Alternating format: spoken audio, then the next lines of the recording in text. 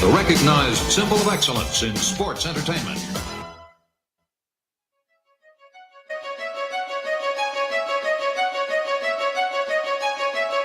HMMG.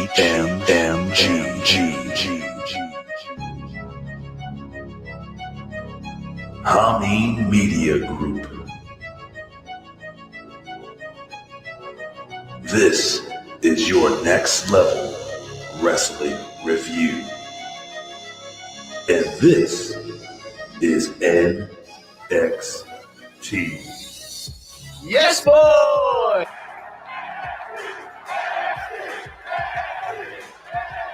Who's that? The fuck off! Ladies and gentlemen, good morning, good evening, good afternoon, good night. If you don't know who I am the reporter of the people, the man on the planet, Big Ray, here to stay to talk some lucha libre, which is your Spanish lesson for wrestling today. Hey, listen up, listen to me. I'm excited about this show.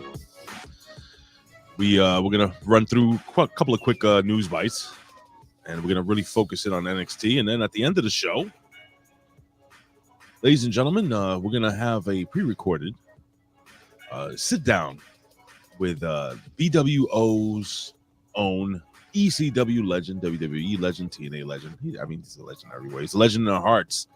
HMG good brother, dancing Stevie Richards, and he may be in the chat soon. That's what he said to me. Anyway, so with that being said, ladies and gentlemen, let me introduce you to the 16-time, yes, he tied Ric Flair, resistance band on a pole match champion.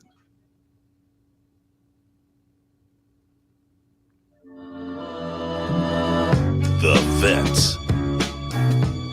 He's a Rip Rogers guy. The Vet. Rip Rogers guy. Ladies and gentlemen, keep those resistance bands in your, take them out of your closet. That's what I wanted to say. Use them. Do something with them. This man did it over 16 times and soon to be the 17-time champion. Ladies and gentlemen, he's a Rip Rogers guy.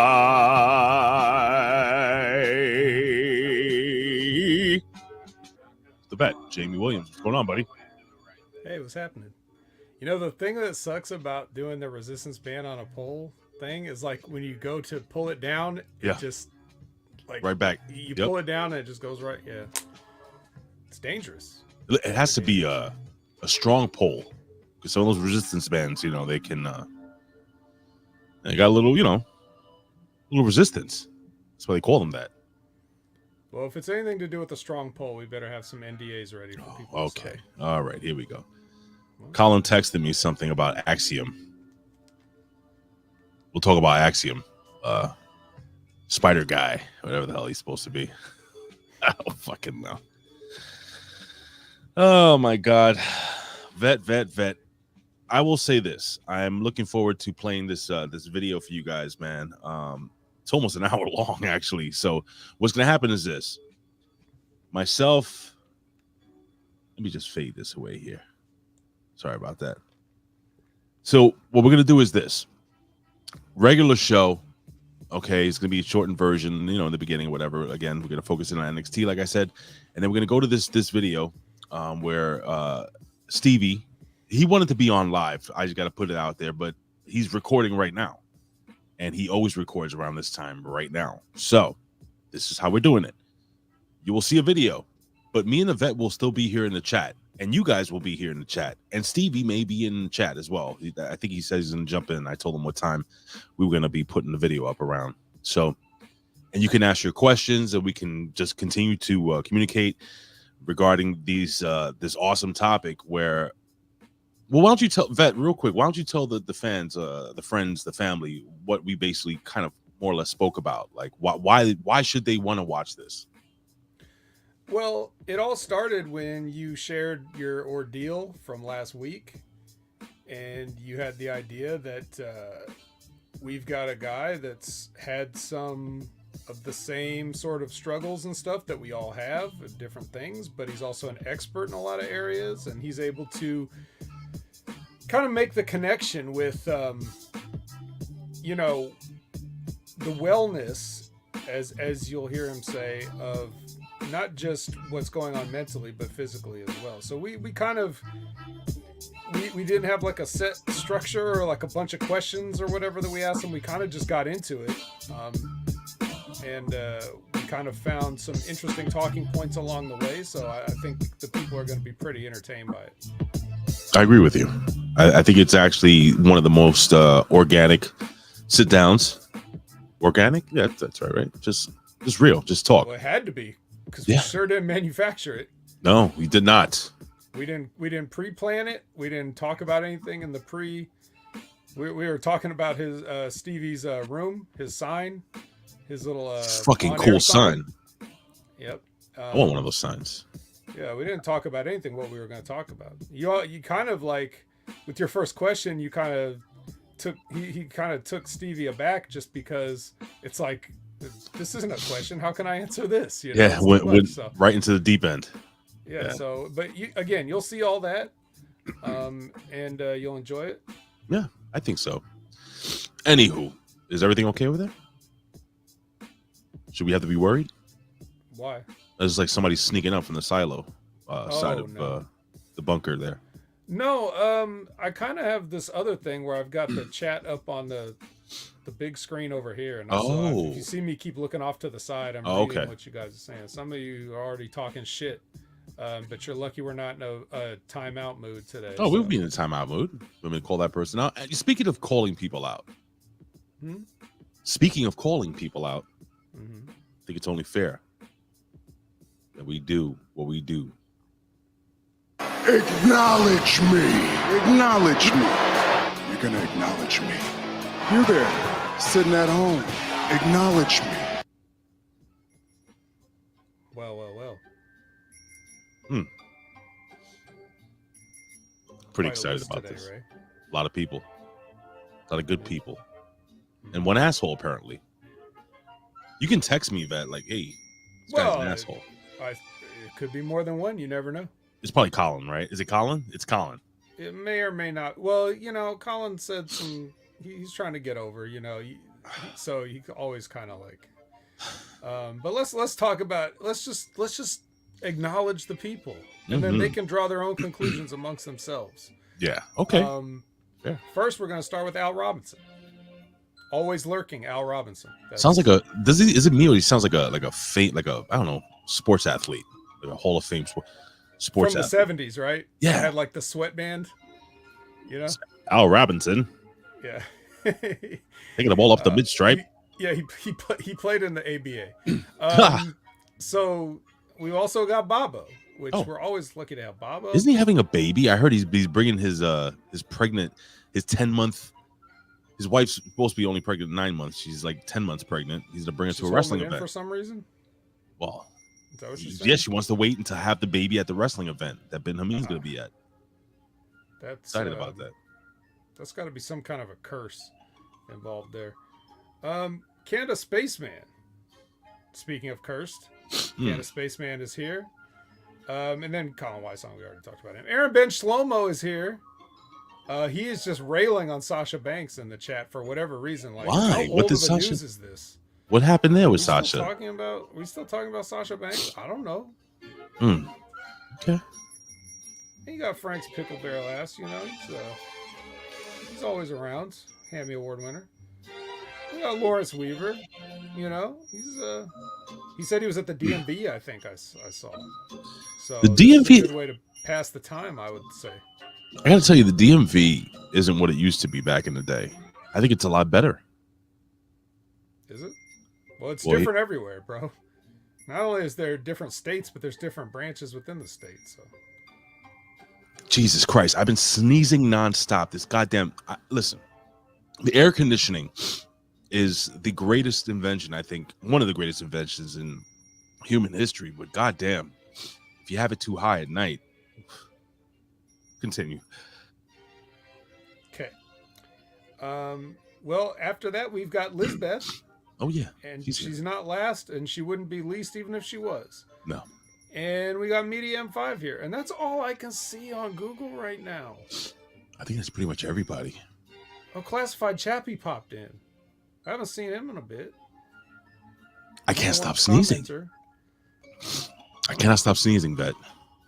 What am I gonna do? All right, it's fine. Well, we're gonna have an hour of pre-recorded for you to get all your sneezes out, so that's gonna be great. Well, by the time that happens, I'm gonna pass out.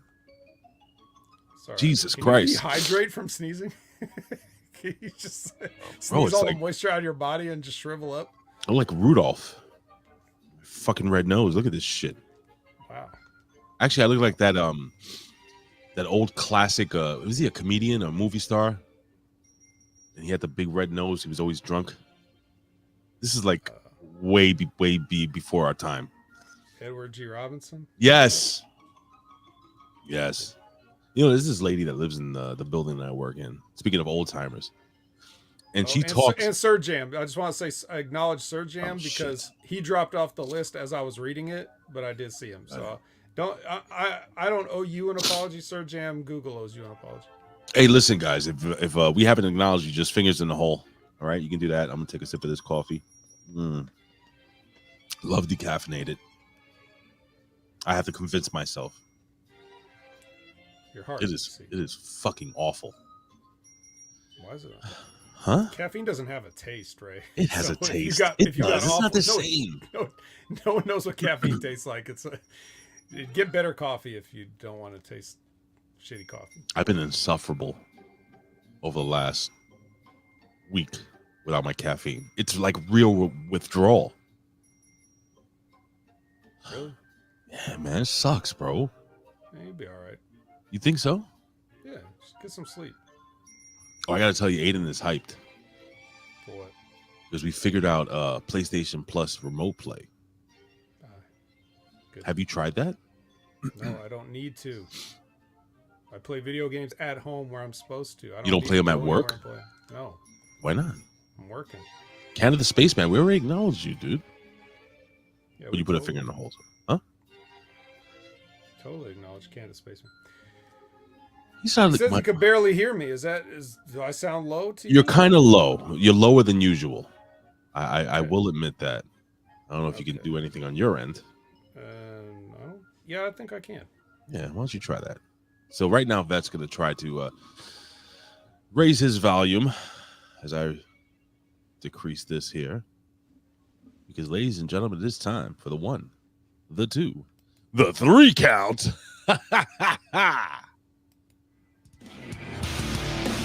This is the 3 count with today's biggest stories in pro wrestling, world news, pop culture, sports, and more. And now, back to Big Ray and the Vet.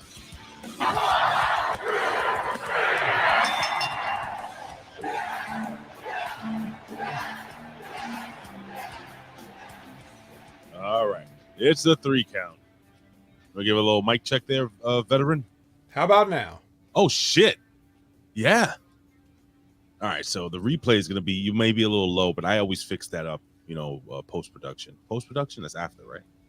Yes, it is. Post, okay. Yes. Yeah, I always fix it up in post. So apparently, according to a lot of fans out there, people are not happy with the SummerSlam match card that's coming up for the WWE. You don't say. Yeah, I mean, let's run through this really quickly. We got McAfee versus Pat McAfee, which is... Oh, by the way, what's the gimmick Schnabitz with the fucking mask that does the AEW talking? What's his name? Axiom?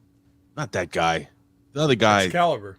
The one that I sat down with my wife and she goes, "Why is that guy wearing a mask while he's talking?" Excalibur. It's another name with an X in it. Yeah. Yeah. The announcer, what is it? Play-by-play of the year, whatever the fuck. Get the fuck out of here. Pat McAfee is the best TV personality announcer guy, I think, in wrestling today. Modern day Bobby Heenan, I would say, almost. Okay. It's pretty good. You don't like Pat McAfee? No, he's pretty good. He's no Colin Wise song, but well, nobody is. But yeah, he's taking on Baron Corbin at this SummerSlam. Nobody gives a shit about that. Are you kidding me? I think people just want to see him wrestle. It's Baron Corbin. He's very popular. I'm talking about Pat McAfee. Nobody gives a shit about Baron Corbin. Well, you said people are unhappy about this card. I'm trying to give you a reason why. I'm going to run through this real quick. Pat McAfee versus Happy Corbin. Bobby Lashley versus Theory for the United States title. A familiar match. A match they've had, right? Liv Morgan versus Ronda Rousey, Women's Championship. Doesn't really have like anything big. The Usos versus the Street Profits. Special guest referee. Whoa, I didn't even know this. JEFFJARRETT. Jeff Jarrett. Howdy, folks. You know, it's funny. I mentioned this on the Impact Attack too, but I was like, watching SmackDown was getting so bad for a while there that I was like, I never thought I'd say this in my entire life. Oh God! But can we please get Jeff Jarrett on this fucking show? Like, wait, I know he's what? just sitting back there. Can he save this, please? Why would you want Jeff Jarrett? That's how bad SmackDown is. when you choose Jeff Jarrett over everybody they got, that's how you know SmackDown is in the toilet. People shit on Slapnuts, but I was actually always a fan of Jeff Jarrett. I thought he was really good. I don't think he was the WCW World Heavyweight Champion level good. I'll have to talk to Vince Russo about that one, to be honest with you. Yeah. Well, no good. Well, everybody hated Jeff Jarrett then, which means he was exactly doing his job, right? I guess, yeah. He's a heel. He's a bad guy. He's supposed to do that. He's supposed to make you want to hate him, right? I mean, pretty much, and we all did. And the main event is going to be Roman Reigns versus Brock Lesnar. We've done this before. So 10 times. A lot of people were pretty upset about this. Oh, don't forget Logan Paul versus The Miz. I'm interested in that one. I'm a huge Miz fan. Oh, that's one guy. I remember back in the day, we used to do the PW Hustle. Not the PW Hustle. Well, yeah, that too, but we used to do like the OneWrestling.com stuff, Billy Ray Valentine. Two people that Billy Ray Valentine always hated, and I would like to say that maybe myself, but I would have to put it more on the Professor Chabelo and Cruz. Mm-hmm. Bringing Billy Ray Valentine into the light in falling in love with John Cena and The Miz. Mm-hmm. Mm-hmm. Riddle versus Seth Rollins. You're interested in that? No. Okay. Sucks, bro. It's a bad card. It's not good.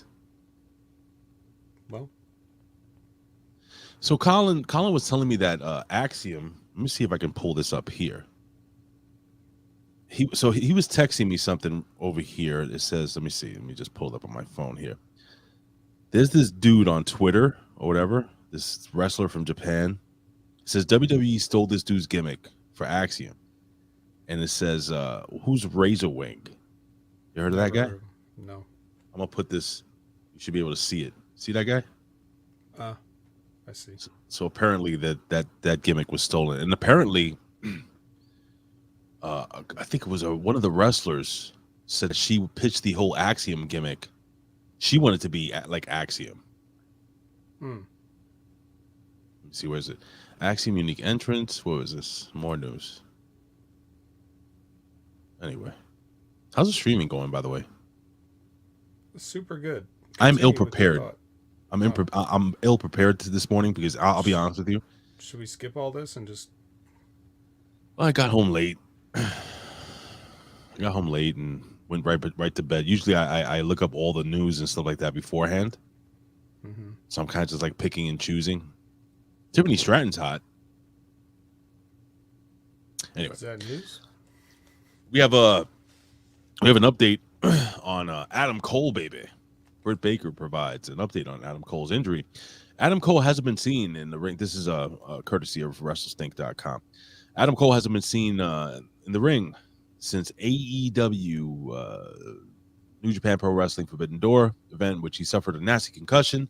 Anyway, his partner or his wife or his woman, Britt Baker, says, she says he's definitely recovering and healing. I hope, just like everybody else, that we get to see him back in wrestling ring soon. That's the fucking update. Jesus Christ. This is all clickbait bullshit. Oh my God! What? I guess there's really nothing going on, guys. Nothing going on in wrestling. So I guess we're gonna have to skip all this bullshit. There is no 3 count. I only gave you 2. The QR code was solved. What a fucking letdown that was for me. What was it? You didn't watch the show? I must have accidentally skipped that part or something. Oh, all right. We'll talk about it then when we review the gimmick schnabbits. Okay, well, I don't have it in my notes, so you have to tell me where it is. Oh, I'm excited. No, I'll tell you exactly where it is. It's exciting to know that. All right, I'll give you a hint, Vet. The QR code was in the main event. Oh, it was? Okay. Yeah. It was Zoe Stark, dude. It was Zoe Stark's return. That was what the QR code was. Yeah. All right, well. Right? Isn't that a little bit of a letdown? Yeah, a little bit. I mean, even though I was excited, like I like Zoe Stark. You know, who was she with before when she got hurt? It was like the lesbian tag team. She was with Io Shirai. She was trying to make Io be her friend. Oh, that's right. And I was like, oh, I'd see that movie. Well, she's still streaming the Ninja Turtles gimmick, right? Want to just get into the... Ladies and gentlemen, we don't have a fucking 3 count. I'm so sorry. It's fine. We'll make up for it with the Stevie Richards gimmick. It's going to be, trust me, it's going to be really, really freaking great. So with that being said, ladies and gentlemen, I guess we'll just jump right into it. We can take our time, dissect this, make sweet love to it. Ladies and gentlemen, it's time for NXT 2.0.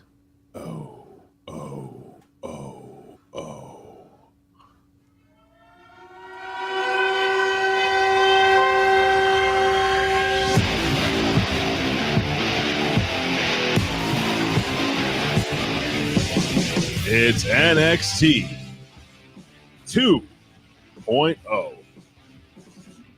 This took place live on the USA Network, 8 p.m. Eastern Standard Time, and it was yesterday. If you're watching this live today, Tuesday, July 11th. No, wait, July 19th, right? Wasn't the 11th. It wasn't the fucking 11th. I have nothing pulled up, ladies and gentlemen. It's all me? You're going to have to, Vet. I literally just ran to this computer this morning. I should be able to pull it up in a second. I'm sorry. All right. Well, you can... my notes are impeccable, other than the QR code thing.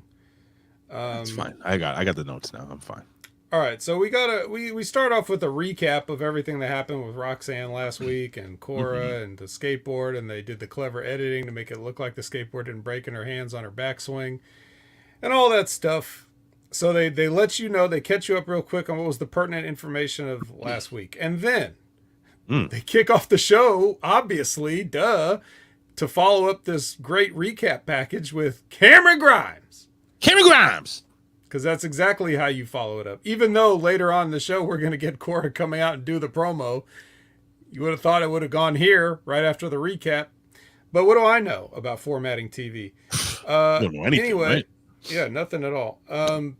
So we get Cameron Grimes versus JD McDonough. Yeah. Who? Jordan Devlin. Oh. It's Jordan Devlin. Got it. So we got a match here, right? And okay. What'd you think of the match? I really enjoyed the match. Did you know? I sure fucking did. Here's the thing. For some reason, I thought Jordan Devlin was skinny. I was like, oh, he's kind of thick, that kid. You know, he's just got... Look, he's not... He's small. He's diminutive. Mm-hmm. But I think that he's thick. You know, he's strong.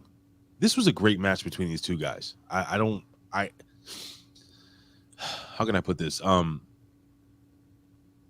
I watched the entire match.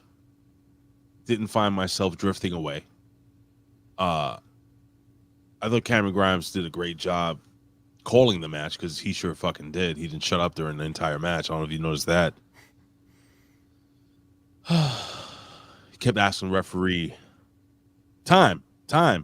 You want to know how much time he had in the match left? He did that 3 or 4 times. But other than that, I thought this was a damn good match. Now, with that being said, this being Jordan Devlin's, what the fuck is his new name now? Jesus, what is his name? Let's just call him JD. JD. Because then we can't be wrong no matter what. All right, so JDD, JDM, JD McJD. Sounds like a sandwich. Mm-hmm. So McJD, this is his first match on NXT. And even though, yes, he fought a former champion, North American champion, in Cameron Grimes. Cameron Grimes! I don't know. Like a guy making his debut, I always felt like you should give him a squash. You know, put over that he's so, I don't know. Did this do it for you? Like this? Did you say, all right, JD McDonough, he's a serious character? Well, it depends if you want to count this as a debut or not.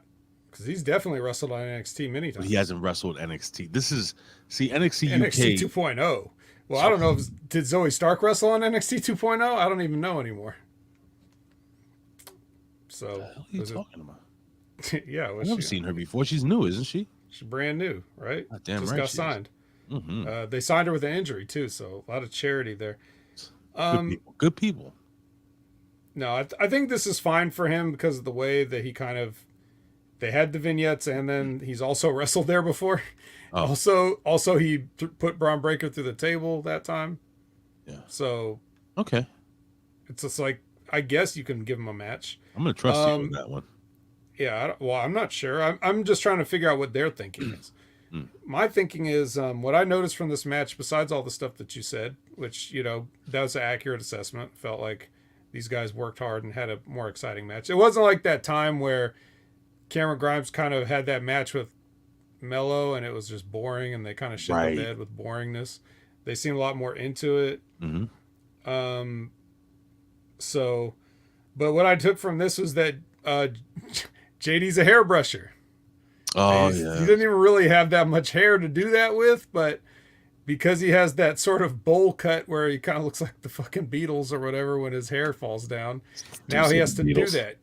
Yeah, he used to just have like short hair, so he didn't have to deal with that. Now he's become a hairbrusher. Joe Gacy was watching this match too. He was. Why does he have to hold his hands in a prayer position? I don't know. Like, I don't vaguely priest-like in his appearance, the black shirt and everything, and I don't get it. Doesn't have that little white collar deal, but I just don't get it. I don't know what he is. I still don't know what he is. Is he a cult leader? Is he a minister? Is he what is he? No one knows. Okay. No one knows. They don't know. And I thought that the match finish was pretty good too. Where even though the announcers didn't know the name of his move, like normally this would be the part he calls that the aces down or I call it a catch Saito suplex. Yeah, pretty much. That's what it was. It was nice. It was very well done. Yeah, but I like the part how they got into it where Cameron Grimes got his foot caught in the ropes. Cameron Grimes stumbled out of that into the finish, so it kind of gave him an out. Sure. So yeah, that was that. I don't think there's much else to say. No. We got a Nikita Lyons promo. Oh, yes, the first in a series of promos we're going to get against the same backdrop with different colors. The impact lighting, as I like to call it. This, for Nikita Lyons, the lighting was yellow and blue. Mm-hmm. Any thoughts on the promo or the lighting? I was looking at her boobs. Okay, did you feel that now in this new Triple H NXT that Nikita Lyons did a better promo, or the same, or worse, or what? I'm going to say this. With the in-ring work, the promos, the vignettes, I do feel a little bit that they're loosening the leash a bit. Nikita Lyons' promo felt more like a Nikita Lyons promo before she started cutting TV promos. Does that make sense? Like, because I followed her on social media. So what I seen on social media, this is more like her. And I saw that along the line of, most of the other vignettes and so on and so forth this whole night. Lisbeth says she needs to not talk. I don't think you can get any more blunt and to the point than that. Why? All right, I don't like the whole street. I don't know. She's trying to sound like hood or whatever. I don't know. Is she from the hood? I thought she was. Her parents were rock stars or whatever. Well, one was. The dad, yeah, that went to get cigarettes 18 years ago and never came back. I'll be back, sweetie. Little did he know she just snuck on the tour bus. Yeah. So she was there the whole time. Where you put the luggage underneath the bus. Yeah. Maybe that's how she got so big. She's been consuming those fumes and getting stronger. She's like fucking Andre the Giant, by the way, compared to all those other women. I still hit it. Oh, I'm sure you would. So then we get Cora walking by some more impact lighting. It's purple this time. Cora Jade. She walks by. Then Tiffany does her promo in front of impact lighting, which is, for her, they changed it to red and blue. Of course. So this is Tiffany Stratton. She's doing her gimmick. Nothing really to say here. I thought she did a great job. Yeah. At cutting the promo. I think that was a really good promo by her. I feel like they always are. She's in character. She knows what the character is. She's got her attitude and her cadence down. I'm gonna start using one of the words that she used. She's like, it's so obvi. Obvi, yeah. Oh God, I'm gonna be like, honey, please, all right? Why didn't you do this? It's so obvi. Huh? No, it's obvi with a B. That's what I said. You sound like you said oddvi. I'm from fucking New York, bro. We say shit weird. What do you say, mayonnaise or mayonnaise? Hold on, let me try it without thinking. Okay, so I made a sandwich and I put on some mayonnaise. Okay, you say it like me. Pretty normal. Tomato. There is no one says tomato. No one's ever said tomato. Maybe English people maybe. I have an English friend that says tomato. Oh, well, I guess that's all right. Sure. Does he say potato as well? He says it's 12 o'clock. 12 o'clock. All right, you can stop doing that. We're not to Pretty Deadly yet. So Cora Jade comes out. Yes, boy. Okay. Yes, and boy. yeah, so this was the promo that was meant to go at the top of the show right after the recap, but instead she comes out. She does the whole thing. Did you notice her logo is a broken skateboard now? I did not notice her broken skateboard logo. Yeah, it's like up on the screen in the background while she's talking. It's got to be a fucking rib, right? Come on. Guess. That's I could see somebody, let's make her logo a broken skateboard, pal. What if it was her idea? She's like, guys, I think maybe my logo should be a broken skateboard now. I don't know. Anyway, I'm not sure I kind of buy the tired old, jealous of my friend gimmick. All right. I want to ask you a question. Me? Yeah. So as I'm watching her cut her first real heel promo, right? Mm-hmm. Actually, let me make a statement and tell me if you agree with me. She looked to be a little nervous. She a lot of those like when you're nervous and you're like and I'm talking and I just and she did a lot of that, a lot of the nervous laughter. Mm-hmm. Did she come across that was a long promo? So can you critique it? I think she was trying to remember it. And that's probably where a lot of the nervousness comes from. At this point, she's been on TV in front of people for long enough. It shouldn't be like a shock to have to go out there and do a promo. But if they hand her this, Bible that she has to memorize, of course, I can see then now you're just kind of like, whatever. Having that sort of personality that just pops off the screen has not ever been her strong suit, and I don't think it ever will be. But I think it was okay. If you had given this to her 6 months ago, she would have drowned. This one, she kind of dog paddled to the shallow end of the pool. So, Colin jumps in the chat and he says she was laughing like Peter Griffin. And to that, Colin and I say, Hey, stop it. Stop it. Okay. All right. Baba said Jade still cut a better promo than Becky Lynch. Baba, are you out of your fucking mind? Didn't Jade delete her fucking Twitter? Did she? She deleted her Twitter. I guess what is wrong with people? I don't know. You're What's fucking wrong 8 with- feet. She's 8 What's wrong with feet Bobo tall. thinking this was a better promo than Becky Lynch? Becky's just she is awful. No, she's not. Becky Her Lynch is her terrible. push is awful, and everything they're giving her is awful. Yeah. Becky Lynch is great. What the don't fuck is like wrong her. with you? I don't like Becky Lynch. You're just saying stuff, right? You don't even know what you're talking about. What are you, crazy? Becky Lynch is horrible. She's terrible. She's terrible to look at. I heard she smells. You're just saying stuff now. Oh. Sorry. It's weird. Stop But it. anyway, yeah. So Cora pulls a Medusa with the tag belt. Just throws it in the trash. John Carlos Stanton, MVP of the All-Star game. Did he throw his award in the trash? No. We'll talk about that later on. I like Tiffany Stratton. I think she's great. That only you and Disco think Becky cuts a good promo. No, for some reason, Becky must have done something to Vince Russo because he has shit on her for so many months in a row now that you're starting to believe what he says. Like, I don't know what personal vendetta. Maybe it's because Sting is his friend and Seth Rollins broke his back or whatever. But that's All right, here we go. probably what it is. Becky Lynch, all jokes aside, is actually pretty damn good. She's a good worker. She takes what's given to her and she makes what's the old term? Chicken Lemonade. salad. Chicken salad and lemonade. She's got a whole restaurant franchise of chicken salad and lemonade because I understand what people are saying. This run that she's on right now, that she's been doing on Raw and everything, Not good. this fucking sucks. It's awful.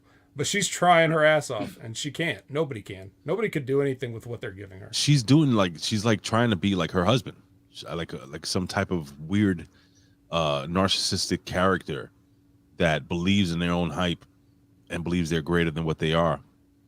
I don't think she needs that because she's better than half the women wrestling today. Is that fair to say? In ring? Who? What? Becky? Becky Lynch. She's got to be top 10 in the world. I mean, look, she's a star. She didn't get on the Wheaties box by accident, bro. So I don't know Or what was it? happened. No, I'm sorry, it wasn't Wheaties. It was like Golden Crisp. It was Wheaties, but she got It was on the Golden Sugar Crisp. Bear one, wasn't it? No. No, it was Wheaties, where you got they had the athletes on the boxes. Are we sure? I'm 100% sure. Chat. No, check it out. it's Wheaties, dude. That's what Wheaties is famous for. They had fucking Carl Lewis and not Carl Lewis. I swear it was Golden Crisp. Anyway, Golden Crisp? Can't get enough Super Golden Crisp. Yeah, I thought they couldn't call it Sugar Crisp anymore at a certain point. No, my friend. They had a fucking cartoon bear that punched people. We got the Crunchwood punch. Yeah, they replaced him with Becky Lynch for a couple months. No. Would you stop? Well, anyway, Will you stop? All right, so Mackenzie's with Zion. And Zion cuts his promo where he's, again, another sort of like fake confidence promo here, but he had an interesting line talking about Apollo Crews. Elizabeth says she was on Golden Crisp. Apollo had a massive mania. Okay, listen to what Zion says here. Apollo had a massive mania moment, but he couldn't cut it in the big leagues. I don't know, it kind of sounds like you just said he could cut it in the big leagues. You know what I mean? Like, how do you have a massive mania moment, which I don't know what he's referring to. What was that, the Nigerian drum fight or something? Did he have a massive? But was he on fucking WrestleMania? At some point, he couldn't cut it, right? So that's what it was. He couldn't cut the mustard. I don't remember him ever being on WrestleMania. Yeah, I thought he had a Nigerian drum fight. Come on, was that seriously. WrestleMania? Was he IC champion at WrestleMania? I don't fucking. Yes. Did he win the title? Did he win the IC title at WrestleMania? No, he already had it going in. Or did he win it? Look, I don't know. Zion Quinn knows. Yeah, Zion Quinn knows, but apparently he couldn't cut it. So, so he's back down here with what? You, Zion Quinn? You're kind of burying yourself too, like with that. Well, remember, Zion Quinn's on the way up, and Charlie Brown's on the way down. Still, you shouldn't ever talk shit about somebody that's at the same exact place you're at. You know what I mean? In a promo. Can I let me put it this way? Okay. You have a guy that works at McDonald's. And he's 17 years old, right? And he's a really good McDonald's employee. Then you have the other guy who he works with, his coworker, who's just as good an employee, but he's 46 and lives with in his mother's basement. Okay. Zion Quinn's the 16-year-old, and Apollo Crews is the 40-year-old virgin. Well, you shouldn't be talking shit about that guy. No, I would talk shit about him. Like, get out of your mom's basement. Yeah. You're both. I moved out. I was like 18. Yeah, don't look down on people, because you may not make it out of the McDonald's. That's the point. You know what I mean? You're right. You may never get out of that McDonald's, and then pretty soon you're the 46-year-old guy. So anyway, Roderick Strong comes in. Why do people shit on working at McDonald's? It's a fine job. No, it ain't. Oh. Roderick Strong goes in. Then we got an Indy Hartwell promo in front of the Impact Lighting. This is orange and green for Indy. This promo is the shits. I think we can all agree on that, right? Like, yeah, that was bad. Yeah. All right. That poor girl. Hopefully, let's not beat her up too much. No, but eventually she'll be turned to glue. Yes, eventually. Got to take her out behind the barn and. Then we get Kemp, Damon Kemp, who's got the jobber entrance versus Roderick Strong. So this is funny. I actually thought this finish was funny. Mm-hmm. The family, the big what's his name? Tony Two whatever's.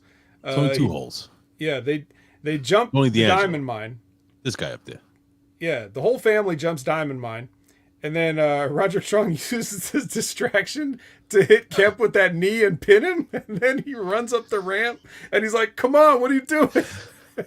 Let's go." Yo, Roddy Strong. That's pretty good, bro. That was really fucking funny. That was funny. Good. Yeah. Because I thought last week that he was going to be out wrestled, but it was a 50-50 match, more or less. Mm-hmm. And then, Roderick Strong doesn't give a fuck about Diamond Mine. He wants to hold on to his spot. This was great. This was fucking great. And yes, the poor Damon Kemp has to stumble out of the ring holding his jaw after being cracked. That was fantastic. What are you doing? All right, now here's what else is fantastic. Pretty Deadly. Oh, it's time to cowboy up, Ray. Yes, boy. Bro. Number one, I didn't know this other guy was so fucking hairy. Could you not take your eyes off this dude's hairy ass fucking chest? Or was it just Colin? It's Colin and many others, but yes. So this was good. I like how they keep saying "Roll Tide," even though that doesn't really have anything to do with what they're talking about. But it's like the only hick thing they know to say. So, and maybe that's Conrad Thompson's deal too. Is it? Maybe they learned that from him in his podcast. After we go through the next segment, I forgot to mention something at the top of the show, so you can roll through and I gotta set something up. Okay.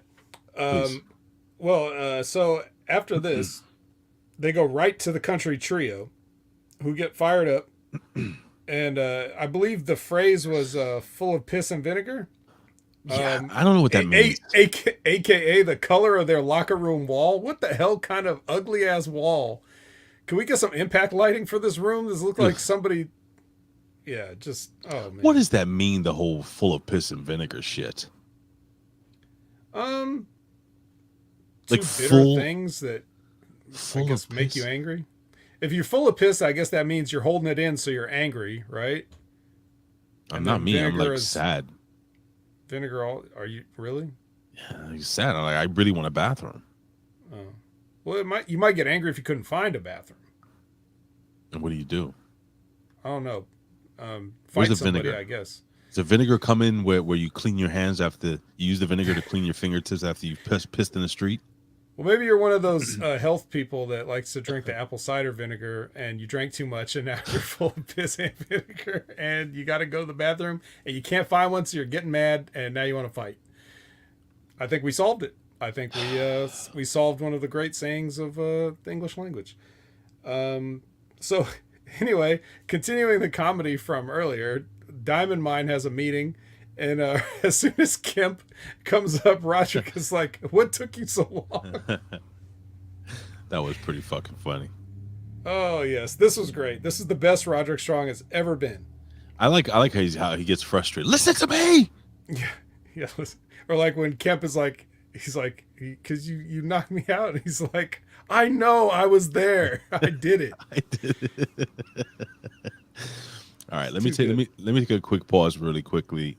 I was supposed to do this at the top of the show, but let me see if I can play this. All right. So we during the acknowledgments,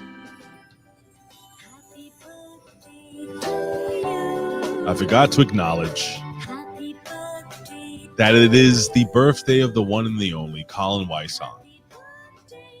And the only thing Colin Wysong wants for his birthday is to have the vet on the Ridiculously Random podcast. Are you giving us that gift? You guys. What? Like, I would give a fuck if somebody was just randomly born on a day so many years ago in history. What does that have to do with anything? All right. Well, anyway. Everybody wish Colin a happy birthday. Happy birthday, Colin. Still works at McDonald's. The McDonald's of pizzas. Happy birthday, buddy. I love you. Vet doesn't love you too much, but I do. Yeah, not that much.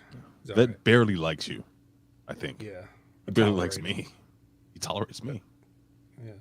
No, I think Vet likes me a little more than Colin, but I'm just gonna. That's an assumption based on facts. Okay. Well, here's another fact. Oh. This Pretty Deadly and country duo match was pretty good. Pretty good match. Oh, the tag team match, that was very good. Bro, remember Did you like the gear? The cow tops? Oh, fuck yeah. Fuck yeah. Honestly, I'm gonna wear something like that on this show. The long sleeve, just with the Just titties. the sleeve. Yeah, just covering the titties and my soul. Listen, so it's funny because every time now I watch these guys Pretty Deadly, I hear you saying that they're too small. What? No, I said their chests were not as developed as other guys have, like big chests. But no, they're a good size. Do they look like they're coming into their own though? They look like they're getting in better physical condition, no? Yeah, I think they've always been in good condition. I think I was just really talking about the pectoral muscles not being as developed. That's all. That's all I ever said. I never said anything about their height, their overall build. Got it. Just that they had underdeveloped pecs, but a few bench presses will work those right up. Do you think like I do that Elton Prince and Kid Wilson will be a big fucking deal if they get called up to the main roster? Main roster. They should be, but again, not really have a lot of confidence in them up there. Although maybe if it's this new Stephanie regime, we'll see. No, I will say that. They haven't ruined Walter yet. No, not yet. They have not. But I feel like they're teetering on it, so they better watch it. But so far, they haven't ruined him yet. I thought it was that Pretty Deadly, Pretty Deadly was going to win this title back. Mm-hmm. You said that you mentioned more or less that you like this match. Why? I don't disagree. I'm just asking you why. Oh, well, it felt like the match was appropriate to the level of conflict that these guys have had. Like, they seemed like they were angry with each other and they were but they were still trying to win a match. Mm-hmm. They weren't doing anything stupid. They worked a good hot tag. It's just a good, for what we usually see as tag team matches. Usually when we see a tag team match on TV, Ray, whether it's us watching this or basically anybody, it's like, oh, we got 4 or 6 or 8 guys we got to get on TV. Let's just throw them all in there. And it's just kind of like, whatever. Right. This was a tag team match for a tag team championship that seemed like it was about tag teams. And we got a tag team match. We sure enough did. We didn't just get 4 guys thrown in there to fill a spot on the show. So it's more about how I felt about it than anything they particularly did. Although there were some things in there, like I said, the hot tag, they actually got a decent one in this. There was also a spot that would be mentioned in the main event where one of the yes boys, I think it was Elton Prince, goes over the top rope, gets tossed over the top rope, lands on Fallon Henley, who hurts her shoulder during this this unfortunate incident. So that took a play into this. What was the finish here again? Oh yeah, they were doing the whole tag team belts thing, the bait and switch type gimmick, which again was great. This is when I thought they were going to win the title. I said, all right, they'll win. It makes most sense. And no, they did not. Right. Total elimination. They hit the ECW total elimination for the win. Right. That is the finish, right? That is the name of it, right? The Saturn and Cronus thing. Total elimination. Yeah. Isn't that what he used to say? Yeah, that's what he said. That's Joe all right. Styles. We have a question from Aaron Ben Shlomo. Says, Vet, in your professional opinion, why AEW focus on Painmaker match so much? It was a one-time deal in New Japan Pro Wrestling, which most fans have no idea about. So why, brother? Or why bother? Why well, I thought you said why, brother, but sure, why bother? Well, in my professional opinion, we're talking about NXT right now. But since you want to just throw a random thing out there, Aaron, and ridiculous, I think you need to ask Chris Jericho. I don't think AEW is a person with feelings, and I don't think AEW, the business, gives a fuck about the Painmaker. I think that's Chris Jericho doing that. So just anything stupid revolving around Chris Jericho, you can assume that's Chris Jericho's stupid idea. Any other questions? Save until the end. Okay, so Gacy vignette with the dyad. They get baptized after they've been a soft reveal in the shadows, and then aren't they the Jism now? No, they changed it.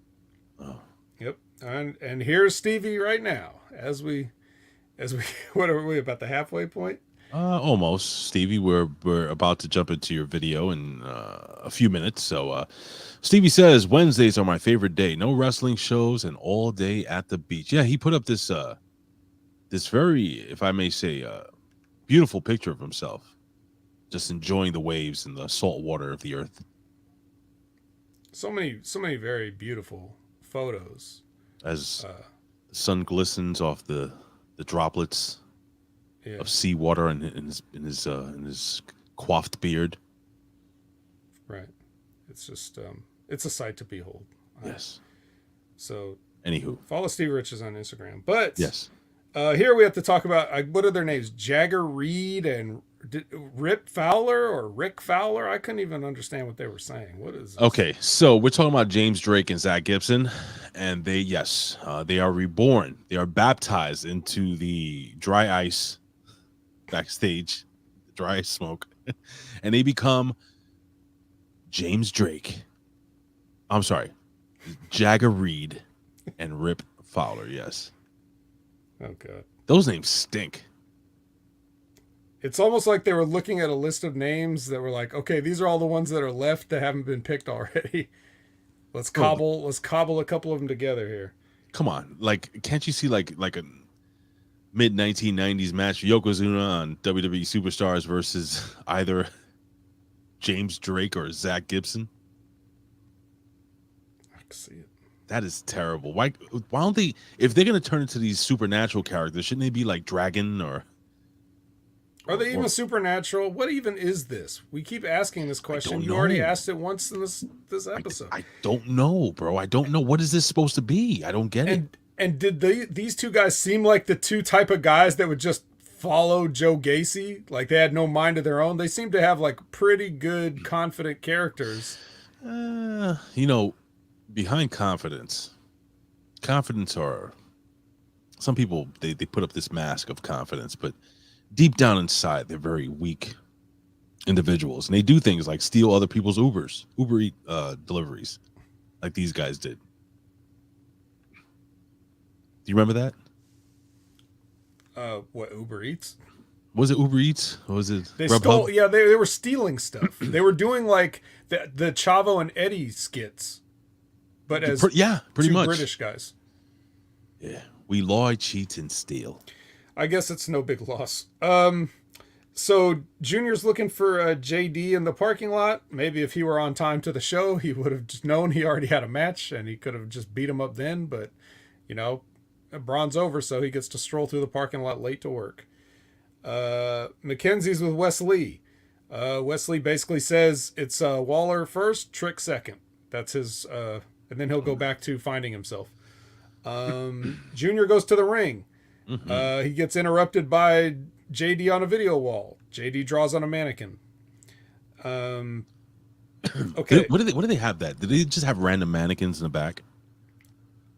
At WWE? Like when you were there at the WWE pay-per-view, did they have just like mannequins laying around and stuff?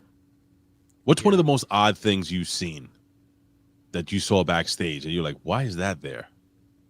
Like somebody have like a pet iguana or some crazy shit on a leash? You're like, I don't know. Putting me on the spot, I can't really think of anything super crazy at this moment.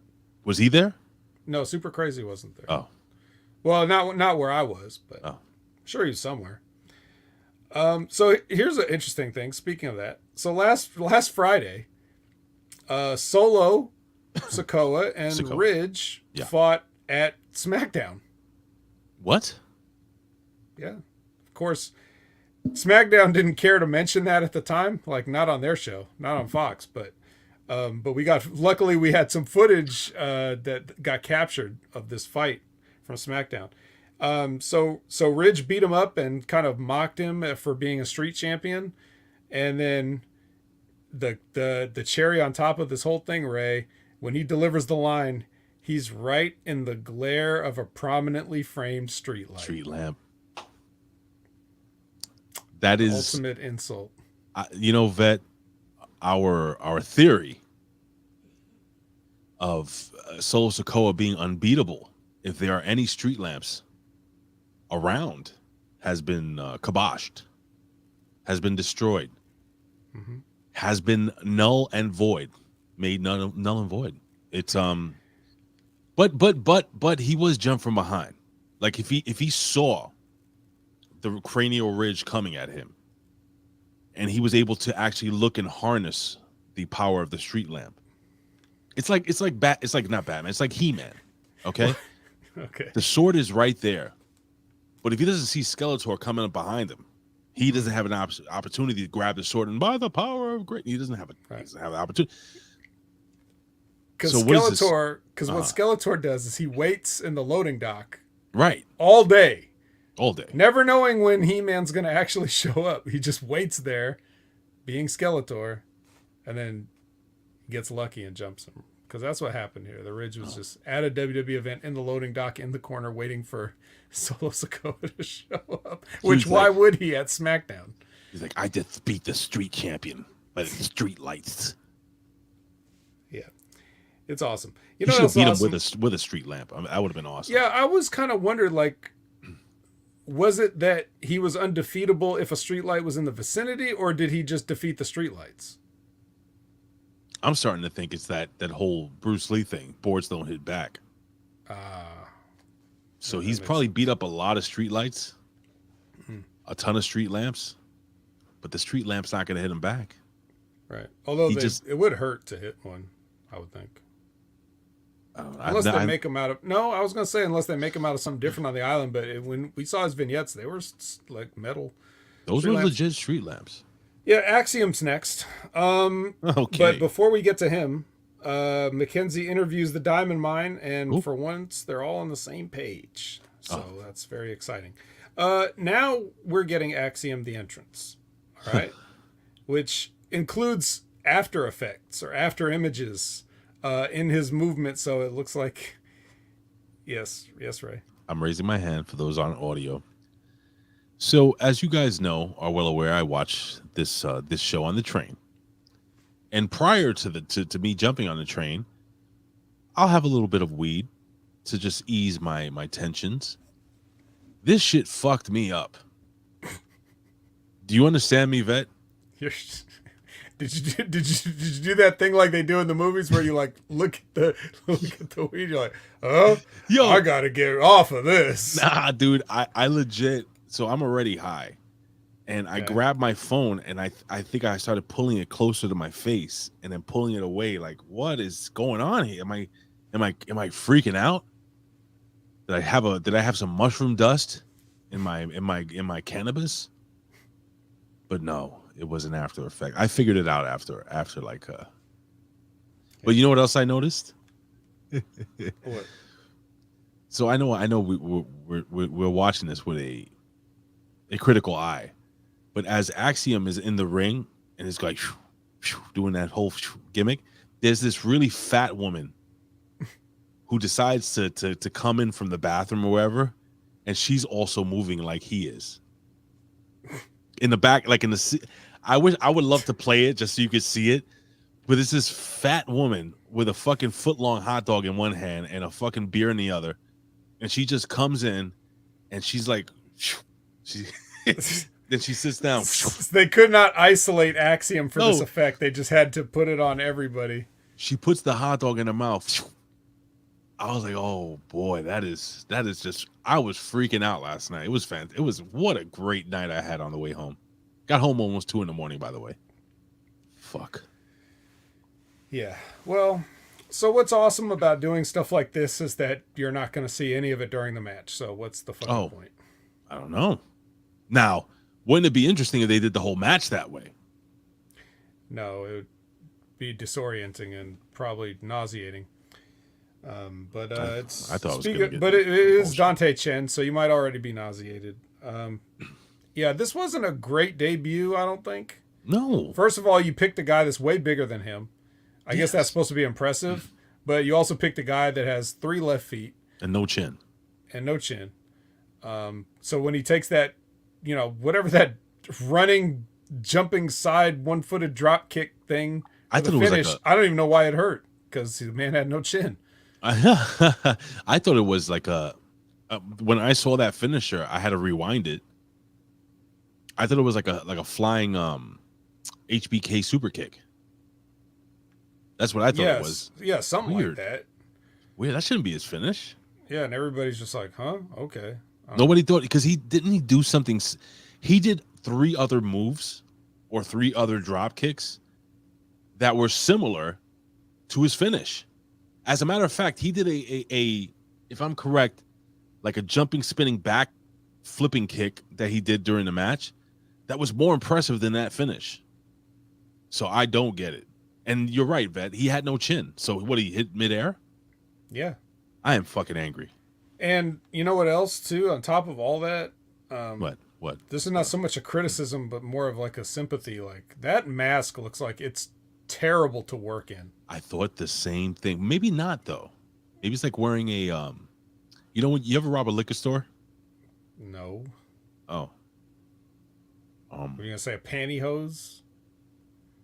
Yeah. I wouldn't want to have a matching pantyhose either. Oh. Well. At least not on my head. So speaking of panties, Lash does her promo in front of what the front of Impact Lighting. It's purple. What's the matter? No, I'm just. She had purple Impact Lighting. Yeah. All right. We'll just. All right. Then Giovanni takes a selfie, but he does it without the fan that wanted it, which was pretty funny. That was funny. Yeah, and then Chase U rolls up in a bus and kind of parks the bus in front of his Ferrari or whatever? No, dude, that was a Maybach. A Maybach? Okay. You know how much a Maybach costs? How much? Probably more than that rent on that building. Yo, let me just see. That was a 2021 Maybach, right? Oh, Maybach. Here we go. I would say that's probably. I think it was a GLS 600. It starts at $160,000 MSRP. He can't afford that. I don't know.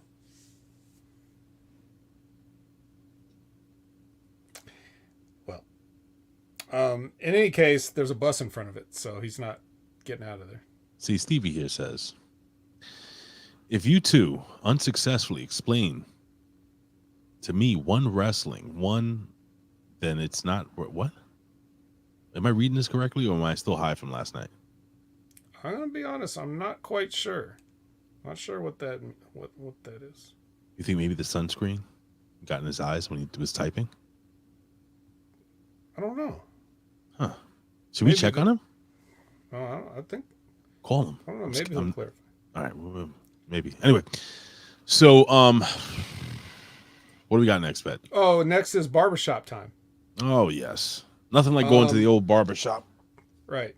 During this barbershop segment where they're kind of roasting everybody, or mostly Trick is roasting people, Mello gets updated on Wesley's promo, like in real time, like the one he was cutting earlier. So that means he missed work to do this, to just be at a barbershop. So Junior's late. These guys are in a barbershop, you know. Do they have like, is there like a... There you go. Oh, one wrestling. Oh, he's talking about the spinning Stevie Richards kick. Stevie kick. That's what it was. It was a spinning flying Stevie kick that he did. And the guy, Stevie, that he wrestled literally has no chin. What celebrity would you say has, like, could you compare him to with no chin? So Stevie Harlan Williams, probably. Yes. Sneezing. Yeah. Okay. Okay, so yeah, barbershop. There it is. Any comments on the barbershop? No. All right. Well, okay. Oh. No. Did you have one? I mean, it's the barbershop. You know, the only thing I'm waiting for, to be honest with you, is the day. And remember I said this here, right here. Remember I said this. Eventually, Trick and Mello are going to go their separate ways. One of those two guys are going through the barbershop window. And if that doesn't happen, fire your entire fucking staff of writers right now. Do you agree with that? I love it. He can give him the... Well, let's see. Who would turn on who? It's got to be Trick turning, right? Because that's funny to say the Trick turned. Yes, I could see. Yeah, and then he hits him with the flying, rotating Stevie kick. And Mello does have a chin, so he goes right through the barbershop window. Right. So would you have Mello be the babyface? You think he would get over as a babyface over? I think Trick is meant to be a heel. He kind of is, but at the same time, Carmelo Hayes is he's too boring to be. Here's the problem, man. If Trick turns into if they make him a babyface or a good guy, Trick Williams is a comedy act. Well, no, because what are these guys with the cups, with the red cups? Street Profits? The Street Profits. The one that doesn't suck, what's his name? Montez Ford. Mm-hmm. He's kind of like a little bit of a Trick Williams. Or Trick Williams a little, they kind of have like that similar. Yeah, they'll split Ford off of Dawkins. They'll split Trick off of Mello, and then when they get there together, they'll be like, "Hey, we should put these guys together." Oh, the street shop. That's the WWE thinking. Well, anyway, somebody's got to go through the barbershop window. Yeah, let's Please. make it happen, guys. All right, so Toxic Attraction is with Mackenzie, and they're like, "Who do you think is going to win the Battle Royal?" And Mandy's like, "I predict Paxton Tately. Thank you for your time," and starts to walk away. Right. And then Mackenzie's just like, Yeah. So anyways, she literally did that. Yeah, it was pretty funny. And then there's some little bit of comedy on this, more than usual. The actual comedy, not like them trying to be funny and failing miserably, but like little personal stuff that could be easily missed if you're not paying attention. This could not be missed though. Ivy, Kiana, and Alba all come in and they all have something to say. And then hold on, you missed one of the best lines of the entire segment. Oh, go ahead. Where I forgot which one of them. Which is the uglier of the three? Not the giraffe, the other girl. You're thinking of JC. So JC, Reptilian right? Britt Baker. Reptilian Britt Baker. She goes, she says something along the lines of to Mackenzie Mitchell. So now you're gonna stare off, all weird looking, with that weird look, like they all do. Like one of the other microphone holders. Bro, when I actually noticed that backstage announcers do that? Do you remember SmackDown? I think it was SmackDown 2. Maybe SmackDown Here Comes the Pain. where Michael Cole would be backstage. You could walk through the backstage, and then when you ran into Michael Cole, you press X, and then you can get into a conversation or an interview or something like that, or start a feud and shit. Mm-hmm. And then when you walked away, Michael Cole would just stand there, just like staring off into midair, like real fucking weird. Why do they do that? That's a Vince McMahon direction, I guess.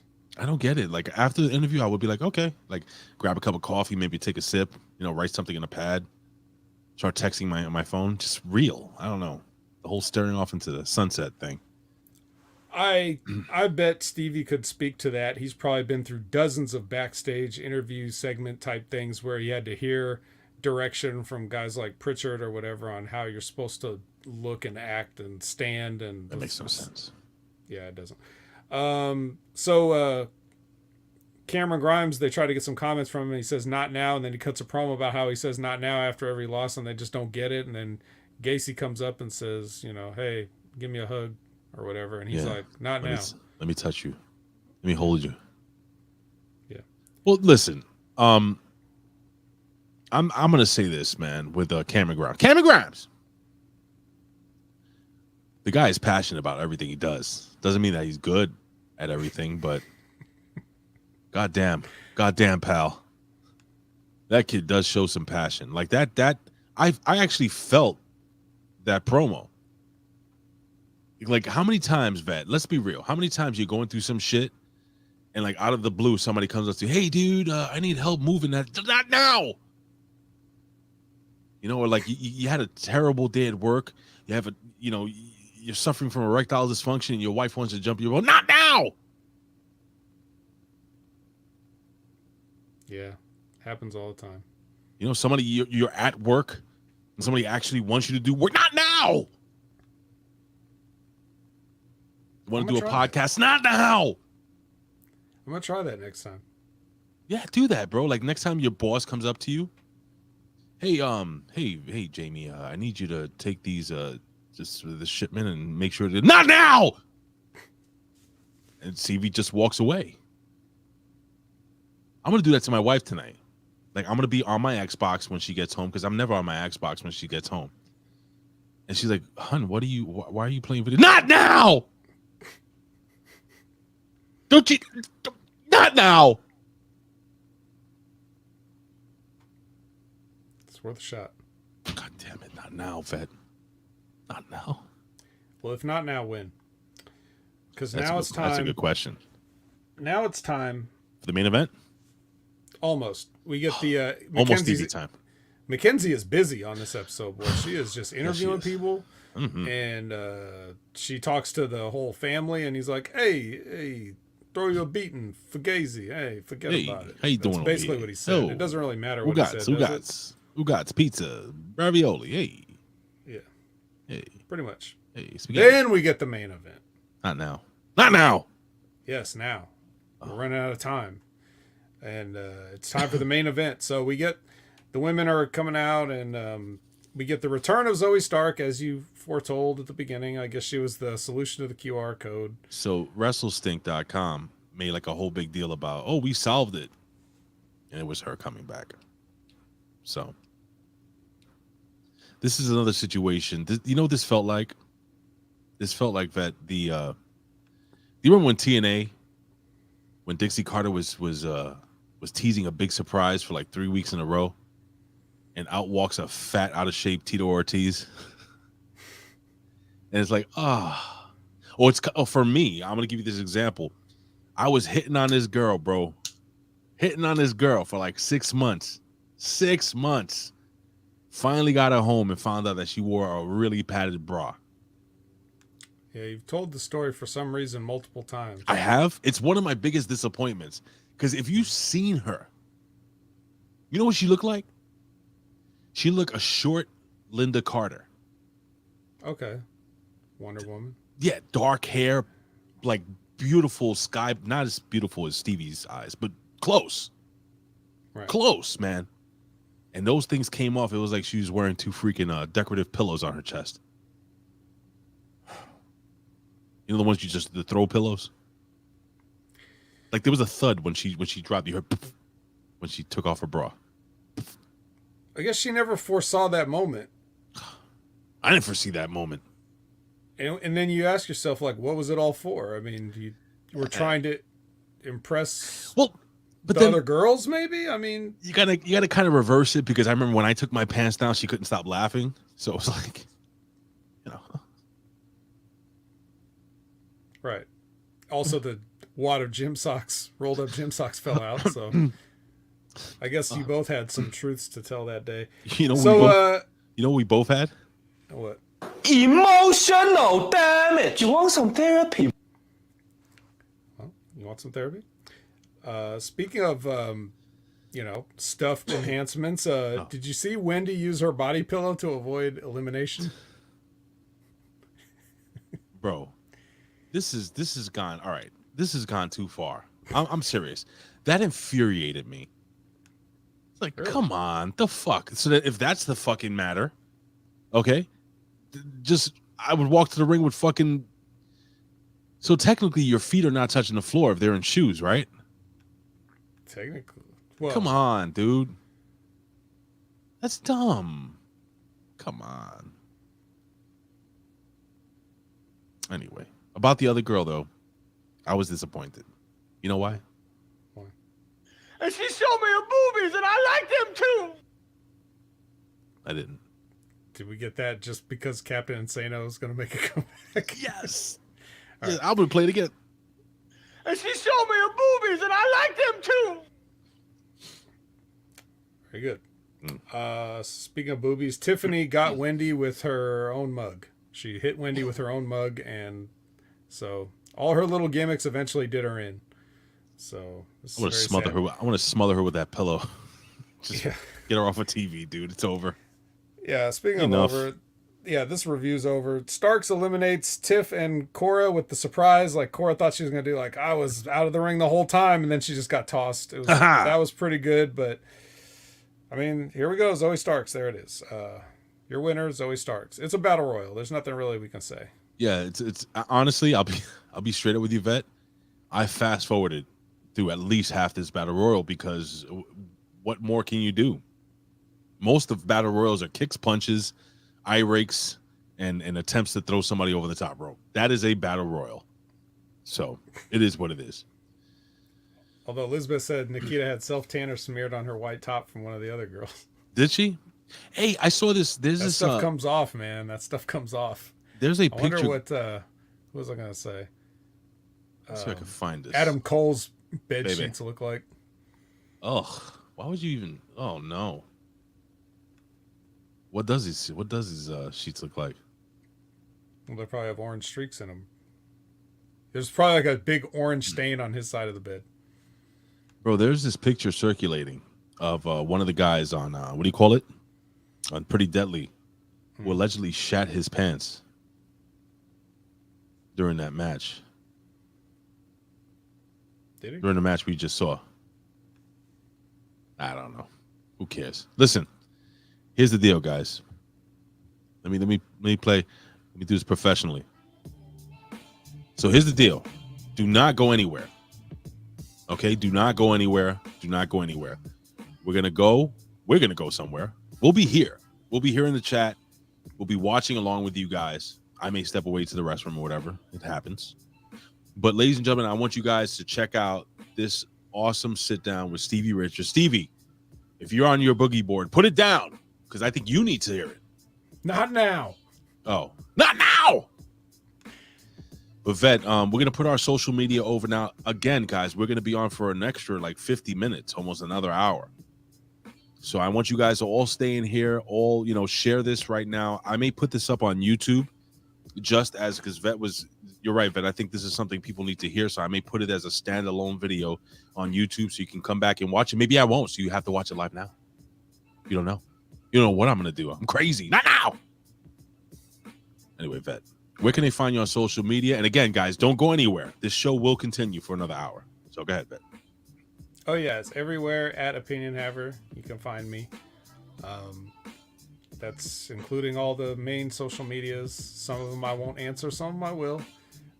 But there's that, and of course, Impact Attack every week as well with Colin and Brandon. We talk about Impact, and even if you don't like Impact, it's a good show to watch because you can learn some stuff about wrestling.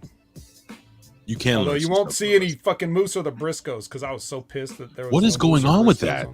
I don't know. They just want they're trying to see how many people cannot watch the show. It's set a record that way. It's like the reverse ratings. Like, look how many people we don't have watching the show. It's the most ever.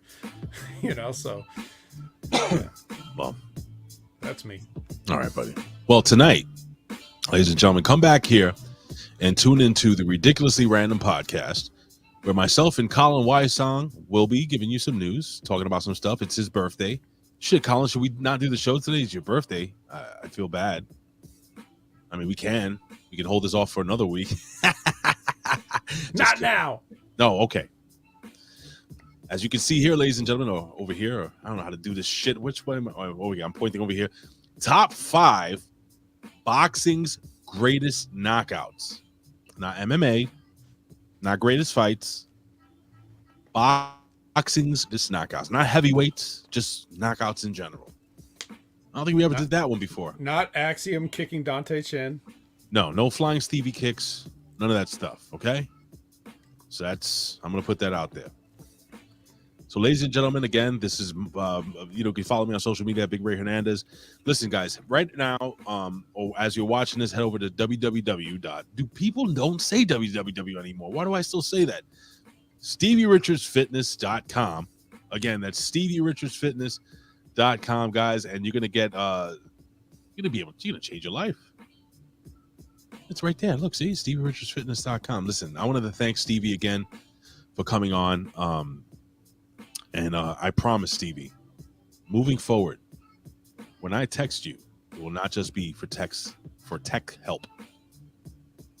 I will just text you to see how you're doing. And right now, he's doing pretty good. He's on the beach. It's beautiful.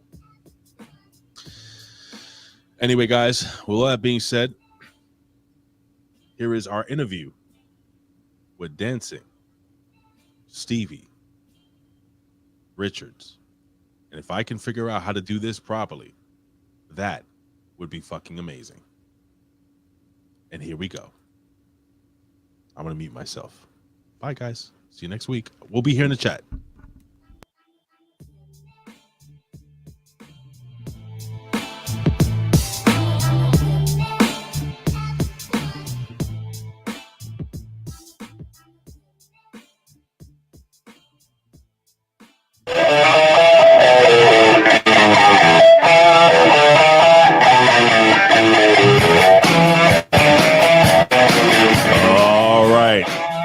We are back here at your Next Level Wrestling Review.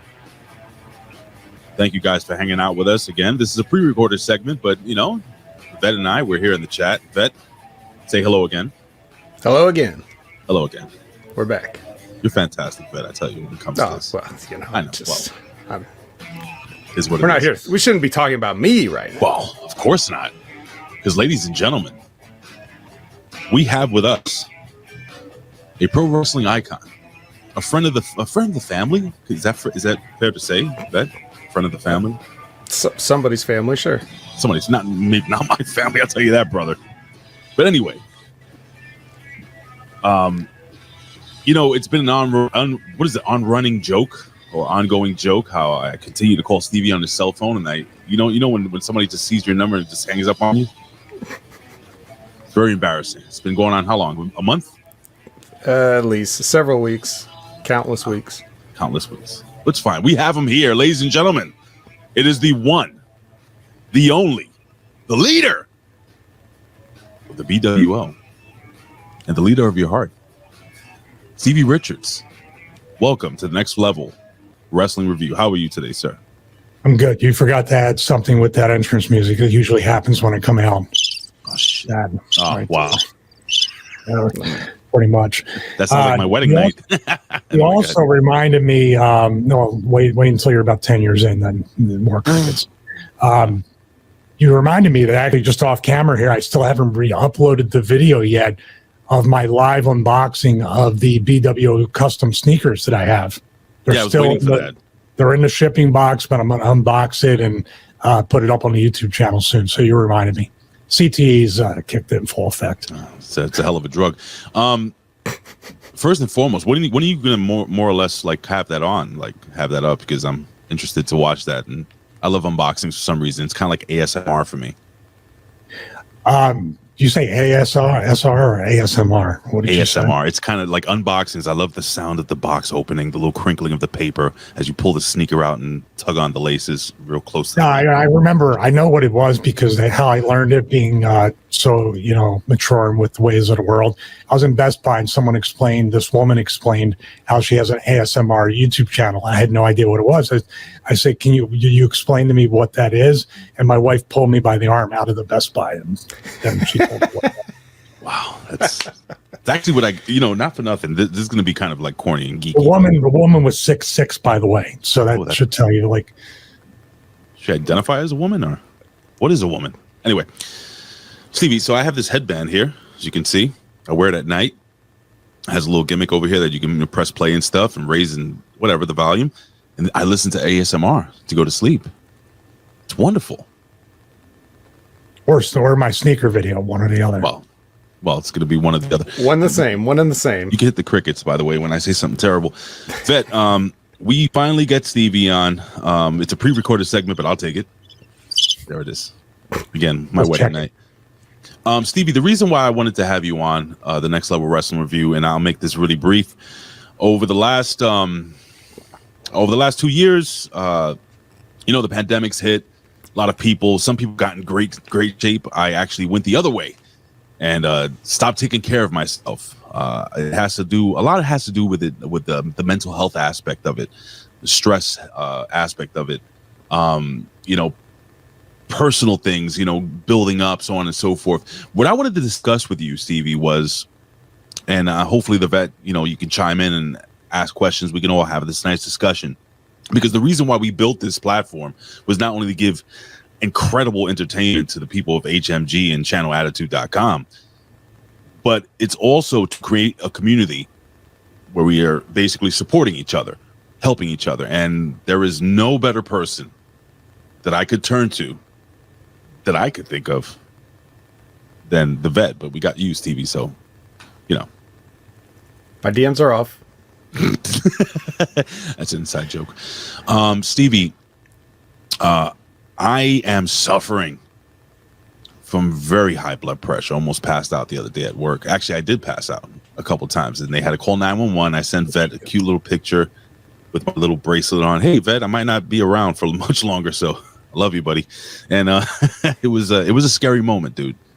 I saw my doctor. I'm scheduled to see my cardiologist this Thursday, and there's a lot of things going on. So with that being said, I wanted to first discuss the mental health aspect, because I'm not that guy that talks about, I have mental health issues, so I want to take a day off. I want to take a day off of work. I don't do that. I hold everything in, Stevie. How do you deal with, like, we're talking about Stevie Richards Fitness. Discuss mental health and how serious and how real it can be. Oh, that's that's a pretty heavy question. I didn't know you were going through all that, Ray. And it's definitely great to have a community of people and people you can trust to kind of confide in that type of thing. But mental health is obviously different for everybody, or mental health issues, especially. Nobody's life, even though we have some similarities, maybe family life, work life, whatever our fitness journeys are, whatever it might be, might have some similarities, but each and every person is an individual, and the time of day, whatever you've eaten, how much sleep you've gotten or not gotten, there's all these variables in that. The only thing I would say is what does it for me in a business, especially where you have no control over mostly anything except your workout, your diet, and what you can do to counter that. I almost took in WWE, especially since we will touch on the wrestling, because there's a lot of stuff. Like I look at the kids today and I go, man, if they were in the locker room back when I was there, I barely dealt with it, and I was I consider myself to be like keeping focused on what I needed to do to make the money I needed to make, and hopefully create a legacy where I can make money after my time there. And the fitness and wellness overall, let's use wellness, because I just did a video that I'm going to put up on the channel talking about workout recovery tools. Because you can go and you can lift, you do cardio and all this stuff, but if you don't have the building blocks of nutrition, rest, recovery, self-care, all these different things, and that attributes also to your mental, emotional, and maybe even, if you believe, your spiritual health. There's some people where they can try to fill certain holes in their life with materialism, with overtraining. I've done it in the past, overtraining, overcompensating for something missing in my life. And even some people go for the more carnal type of things to try to satisfy themselves. But in essence, if they are a believer, their hole is spiritual and they need to fill that. So it's really not just, hey, this is what you need to do, buy my band program or work out or go to the gym. You almost have to do a lot of what I consider to be as much physical and mental and emotional equally across the spectrum, prehab, as we call it when you're recovering from an injury.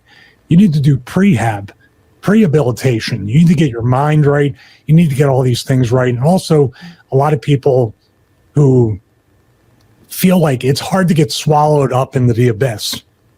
So if your work's not going right, it's really a lot easier to sit there and watch TV and say, my life sucks. I hate going to work, this and that, instead of in the morning getting up in a half hour early, working out, and maybe after you get off work. This is a famous Joe Rogan clip that always comes up in my YouTube channel or YouTube feed.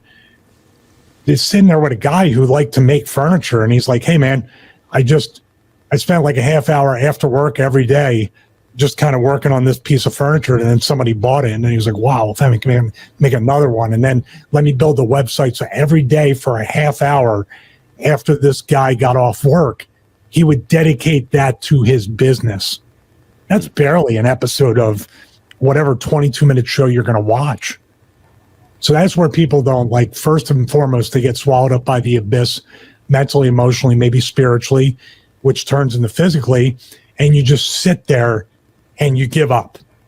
That sucks, and it's a hard place to, and I've done it before. I've done it many times in my life. It's all about ups and downs. But when I see myself coming down, I don't start to blame other people. I don't start to say, like, for example, with my YouTube channel, it wasn't getting the views and I wasn't converting the affiliate sale over the past couple of months. So I could have very easily said, well, it's inflation, it's gas prices, YouTube changed their algorithm, and I only appeal to wrestling fans and I can't branch out. Instead, I said, my videos have been the exact same for the past couple of years. Maybe I can tighten it up. Maybe I can be now a storyteller or a filmmaker or take something to the next level and tighten it up. I did that with this most recent video, and I converted some pretty good affiliate sales over the week, and I have well over, might not seem a lot to most people, but well over 1,100 views in less than a week. That right there tells me, okay, it was me that did it. And that's the cap off this kind of like tangent explanation.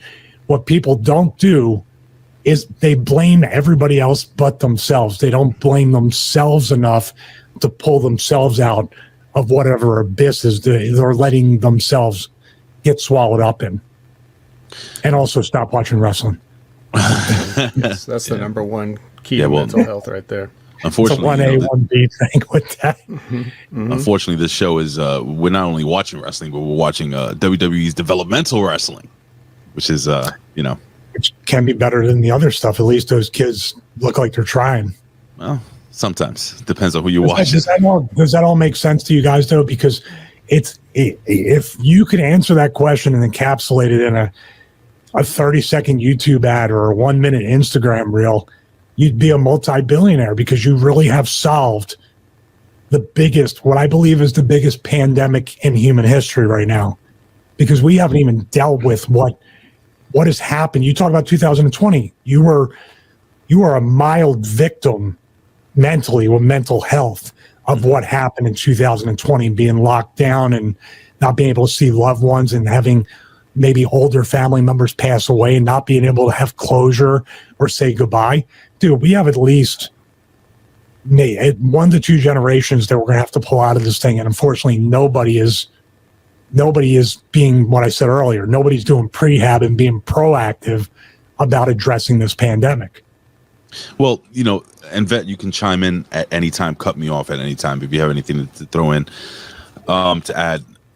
So, Stevie, when the pandemic hit, and the reason, again, I'm bringing this up is so you have kind of a context as to why we're having this discussion and why I thought you would be the perfect person. But when the pandemic hit, you know, at this time, we didn't know what the hell was going on. You know, we didn't know how severe this thing is, how serious this thing. In the beginning, you know, I had my questions about it, but, you know, then I had friends. You know, a lot of people may not know. I lost 4 very close people, including my aunt, who, and then when you said that whole thing where it's like, oh, you know, you're not allowed to say goodbye. I couldn't even have a funeral for my aunt. And this is my mother's sister. This is a second mother, somebody I grew up with, going to her house every single week. And I was an essential worker. I had to go to work. So Stevie, picture me on the trains of New York City every single day, dealing with these morons on the train, dealing with the homeless people on the train, the fights. I've seen weapons pulled, crack smoked, marijuana smoked on the trains. It's insanity. It's been non-stop insanity. So now, with that being said, I'm going to go back now. I think a year or two before that, I was almost about 400. I was still about 3 and change.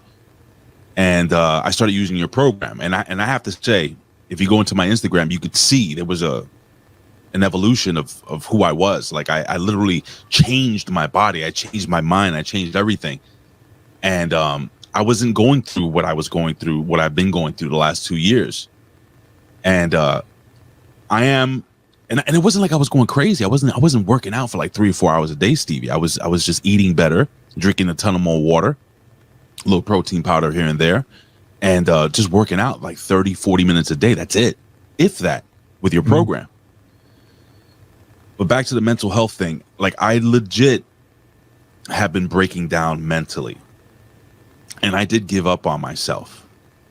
And like, talk to me. Because I'm not the only one. There are people that have messaged me privately knowing that you were coming on. And they're probably leaving chats. They're probably leaving comments right now in the chat right now as we speak. Because, you know, this is playing live even though it's pre-recorded. I'll try to get the chat room as well with you guys. If I'm not recording what we're assuming, then I'll do my best. That would be amazing.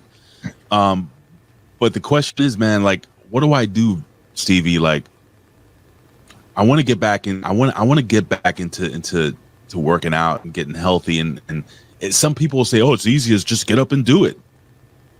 But it's like I wake up and I'm like, I already have the anxiety of knowing I have to deal with this bullshit on the way into work.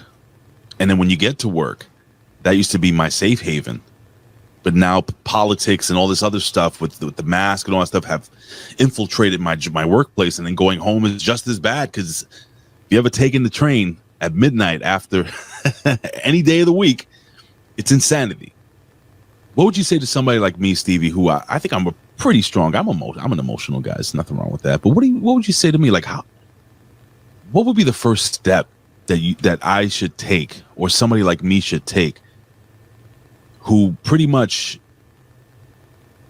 just feels like giving up on themselves? Everything, and this is my opinion, and this is where the people being naturally institutionalized or indoctrinated, well, your automatic reaction, I know your answer would be, I can't. But I'm going to tell you everything you described to me is all environmental. It's everywhere around you. You've just described every bit of, every aspect of your day could be changed if you were in a different place. Now, people say, well, I can't, I got this, I got that, the other thing. Well, you're losing everything else as time goes on. It can't, it obviously sounds like it's getting worse, and then it'll come to a point where it can't get any worse. Any place is better than that place. And some people love New York City or New York in general. If you don't, I didn't like Georgia. I didn't fit in with Georgia, and I didn't like the traffic. I didn't like the speed. I didn't like it being backyard Hollywood and people all being fucking phony and everybody's an entrepreneur and this and that. I truly was trying to build the business, not saying, well, you don't have any people in Atlanta would tell me how they were famous because they were on TV. And I was like, yeah, what's that like? You know, like just because I'm wearing a $15 outfit from 32 Degrees and I'm unassuming and I drive a car that looks like a gym car and it's paid off. See, the reason why I say all that is because I knew, and in my mind, I prayed each and every day that an opportunity would come along for us to be, my wife and I, to be where we need to be, where we belong. It took 6 to 7 years for that call and that opportunity to finally come from my wife and for us to be in the spot we're in right now. And finally, after almost my entire life, this is the first time at 50 years old where I feel like I'm home. But I did the whole thing you did. I can't move this. I got to be near an airport. I got to do this. I got to do that. You can think of any excuse in the world to not do it. But if you can't take care of yourself and you can't have an environment where you can flourish, you're no good to anybody else. Does that make sense? It makes perfect sense. You have to, like you said about the environmental factors, you have to take inventory, first of all. If you're going to make any changes, you have to be honest with yourself and you have to take inventory of what in your life what do you have, what is making you feel the way that you feel at any given time. And you have to look at which of those things that you can change, whether it's a long-term plan or a short-term plan. It's easier to go ahead and fix the things that are immediately identifiable. You know, just those little things like, oh, I'm spending too much on this, I don't need this, and then boom, you're done. And then that's one little victory you've achieved there. If it's something like in Ray's case, Ray, you've already talked about how you're going to get the hell out of New York. Yeah. You can't do it right this minute. I mean, you literally could, but that would cause a bunch more problems that would give you stress. So instead, you have to do it the right way and, you know, make your transition that way. So, yeah, but that's the key thing. You have to look at those outside, those external factors, like Stevie said, the external factors, and look at which ones you can control. Because you got to start somewhere. Even if you can't just flip a switch and have everything be okay. You have to just do the work and make those little identifications. It's like, okay, I can solve this problem. This is a problem that I can do in a little while. This is a problem that's for further down the road. Like, for example, if you're at a job that you hate, you know, while you're working that job to pay the bills, you got to be looking for opportunities all the time. You can't just say, oh, well, I'm too tired today, I can't do it. You gotta always be looking. You don't have to just quit your job altogether and then be on unemployment, but you can be looking for opportunities all the time. Those are things that are very important when you've realized, yes, there's a problem. No, I don't know what to do about it. It starts with taking that self-inventory. I wanted to throw in there, Stevie and Vet. I've spoken about this, and I don't know if you know about this, Stevie, but so during the pandemic, 2020, I took to drinking a lot, like a ton. And I have questions regarding how this affected me physically, because there are things physically with me right now that my doctor will also, you know, I guess discuss with me at the same time, but also like literally physically, like my joint, like I have tons of joint pain. Stevie, I was going through, you know, those giant bottles of vodka, like the 1.7 liter bottles you buy for like $40 here in New York, and if it's high quality, in the high 70s. I was going through maybe about 1.5 a week. That's a lot. I was literally filling my water bottle, like the little Poland Spring water bottle, with liquor, with clear vodka to make it look like water, so that I can drink on the job and have and not deal with the stress and the pain and the bullshit that was going on all around me. I really got to a very, very dark place. And there are a couple of people that messaged me knowing that you were coming on that are going through something very, very similar. And we're going to talk to those people directly, Stevie. How did, maybe you have the answer, maybe not, but how did all that drinking affect me physically? Because I have bad pain in my joints now. My back is wrecked. It could have been all the other sports, but it's like a mask. Like I was masking the mental pain, then I was covering up the physical pain. Same thing with cannabis use. I've been using cannabis.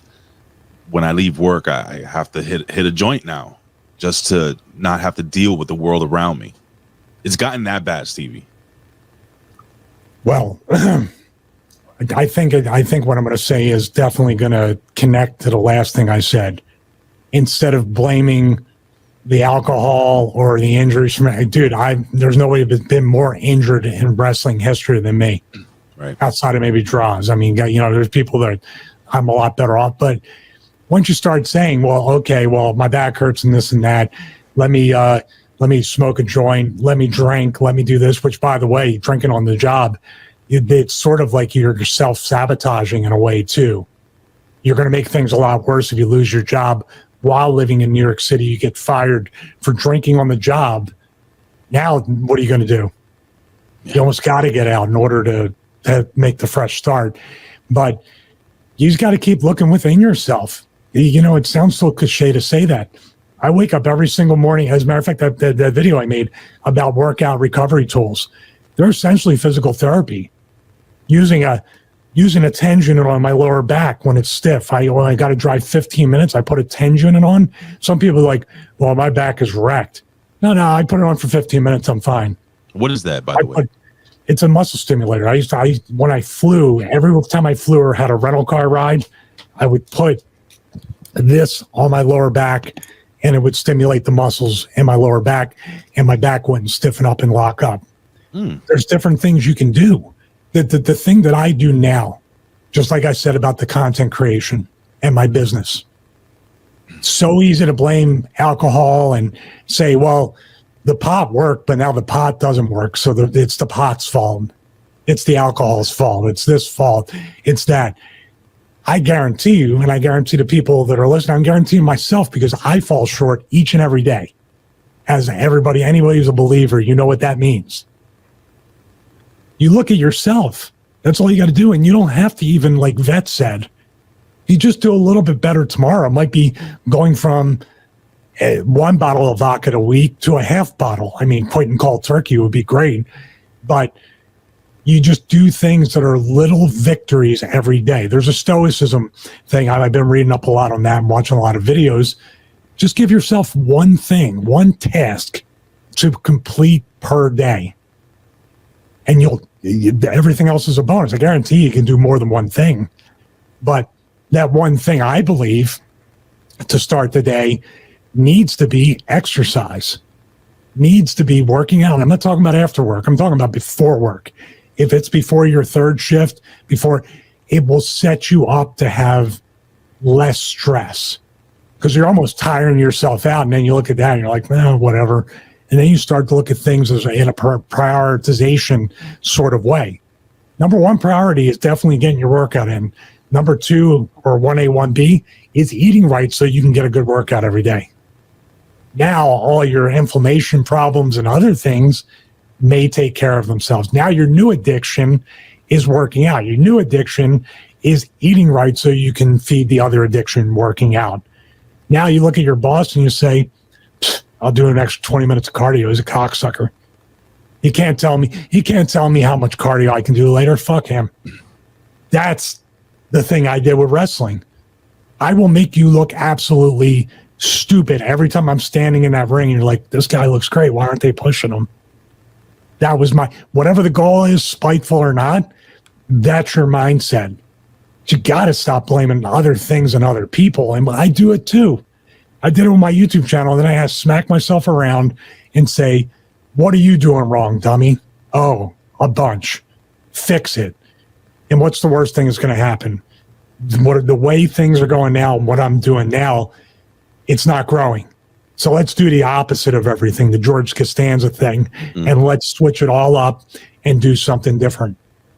It's the easiest and the hardest thing for somebody to do, because you won't do it. I have a good friend that, like, I've been trying to encourage for years to really just exploit his talents in a good way to make money.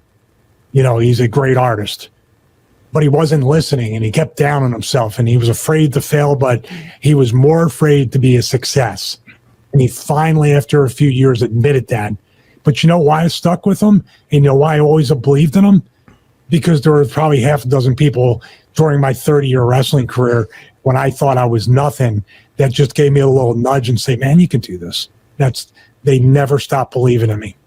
So in my mind too, when I start helping other people out, I don't focus so much on the negative in my life or the problems in my life.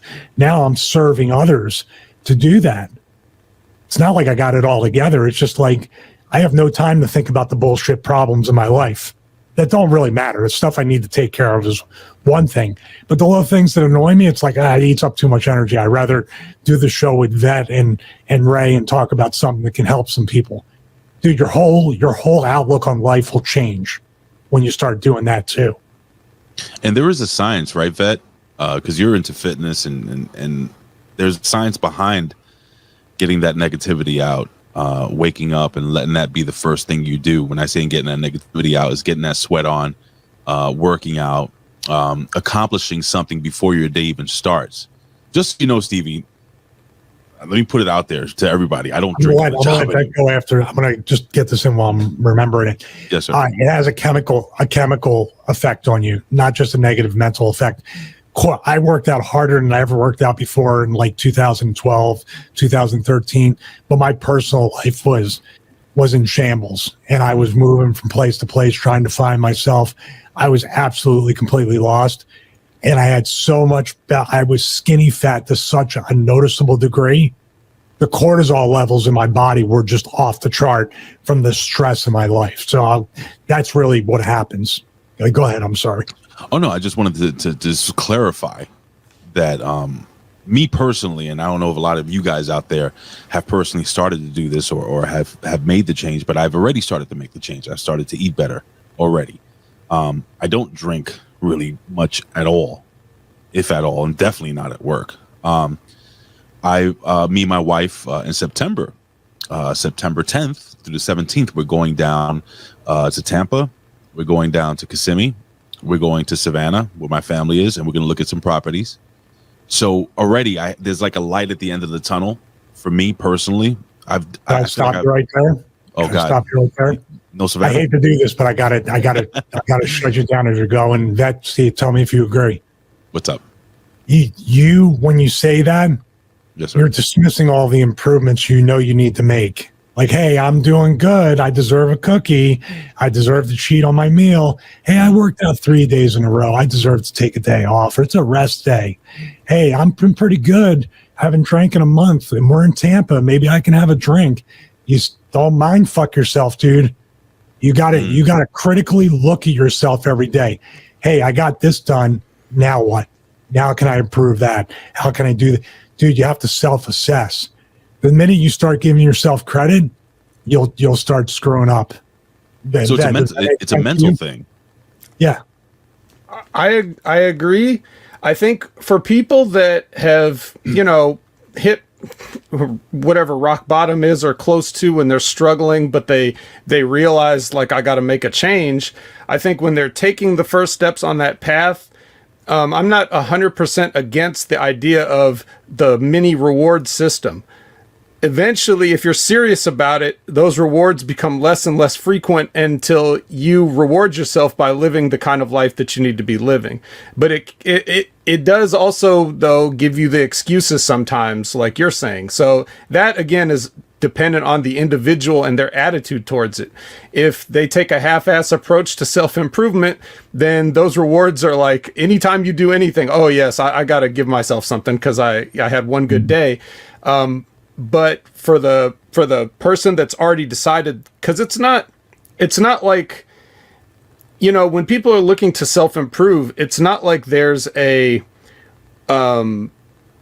one catch-all program or ideology that's going to fix everything for you. Ultimately, you decide, I am going to make a lifestyle change. And when that light bulb goes on, things are different forever. So for those people, a cheat day or something, not going to be too bad. But you do have to watch it, not to make the excuses, because if you're the type of person, like you're saying, Stevie, that is already blaming all the environmental factors before taking the self-inventory, then that's going to be a much slippier, more slippery slope for that individual. That's my thoughts on that. No, I agree with that. And I just know the trap that I fell into of giving yourself too much credit too often. I'll give you an example. I've been wanting to, get a drone because we live near the beach, and I'll be like, wow, that'd be great to get B-roll and cinematic stuff and these shots that would really tell an extra story. I could go buy the drone, and I can't afford it for other reasons of, sacrifices and saving money and living within my means, which is a whole nother money. You have to re-examine. Just a quick point on that. You also have to re-examine, honestly, when people say I'm living check to check and doing this, and I understand that, but it really is sometimes the lifestyle or the habits that have been passed on from generations before that can hurt us. That's like you have to do a lot of hard work, and you got to be honest with yourself, and you're going to cry and think you're fucked up, and you might be. I knew I was. So, but getting back to the drone thing, I was like, wow, that'd be great, and really accentuating if I'm doing beach workouts, which I plan and all this stuff, and I go, wait a minute. When you get maybe to 100,000 subscribers, when you have a market change, if you get from 1,000 video views per video to 5 or 10,000, you can add that extra layer of filmmaking. I don't deserve it right now because it doesn't warrant. It's just me being fancy and trying to my ego. Oh, I got a drone and I can shoot it. But is it making me any money on my affiliate business? Maybe eventually, but not yet. You see what I mean? That's where I had to stop myself with certain things that look cool, or I thought or convinced myself, oh, this is going to be it. Same thing with fitness. Unfortunately, it's a multi-billion-dollar. That's why I will admit right now, my fitness brand, as far as the band programs, is one of the least successful fitness brands in history. Because I don't promise miracles, because I lose sales when I say it's up to you. I lose sales when I say you have to put the work in it or it's not going to work. All they hear is, oh, it doesn't work. Right. They prey on people. And I've been so close to just wanting to expose some of these evil, phony people. And I don't do it because obviously I don't like going to court anymore for lawsuits. I had enough of that in my wrestling days. But these people are truly just without ethics and morals. And unfortunately, they have a great business sense because they know how to emotionally grab people, pull them in, and get them to spend money. How many people do you know, by the way, that even know what a supplement is? A supplement is supplementing whatever you should be doing with your natural nutrition and working out. It's actually to help break a plateau and find a new peak in your fitness journey. It's not a crutch. No, it's not. They want a powder that you can just you scoop the powder in, drink it, and all of your worries are washed away. That's what everybody wants from a supplement. I am researching. You saw that video I did, I think, on Instagram where you got the cinematic shots on the beach with the band. I have, and this is why I'll be even less successful as a fitness brand. I want to create the longest workout program that's ever been created. I hate 21-day fixes. I hate even the 12 and 16 week, but I had to put a number on it. Because, the 12 week could be 36 weeks. The 16 weeks could be over a year. I want to literally promote like a 1-year resistance band training program with guidelines for everything. But I guarantee you it will not sell. Because somebody will go, my God, it's going to take a year. Dude, think about it. How many people say, lose weight in a week, do this, even with keto diets and other kind of fad diets. I can drop 5 to 10 pounds in a week before I do this and do all, the celebrity. Dude, the celebrity training things, drive me fucking nuts. When I hear, yeah, we were working out 6-7 hours a day, and we were eating nothing but chicken, broccoli, and rice, and this and that. I'm like, stop it. What else were you doing? Right. Yeah. But even if you're doing that, the training is void of any kind of common sense. It's just for essentially, without a better term, that it's just for likes and comments. Say, oh my God, Chris Hemsworth works out 7 hours a day. What do you do, Stevie Richards?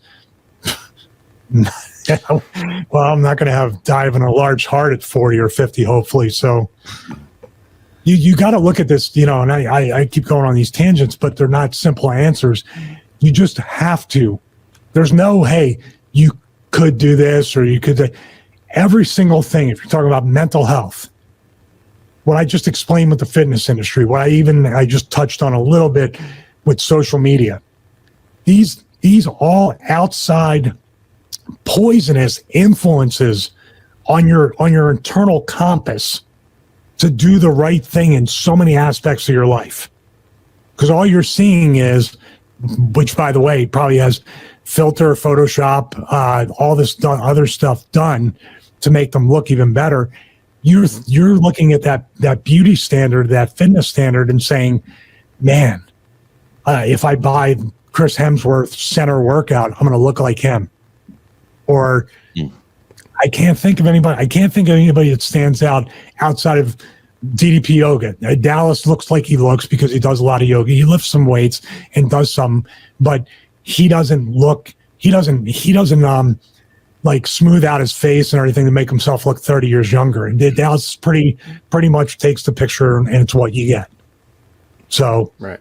And, there's very few people that do that, but just to cap it off, I think coming back around to your first point, all those things I explained have been also destroying people's mental health since 2020, because all they've been doing is looking at these at-home workout programs.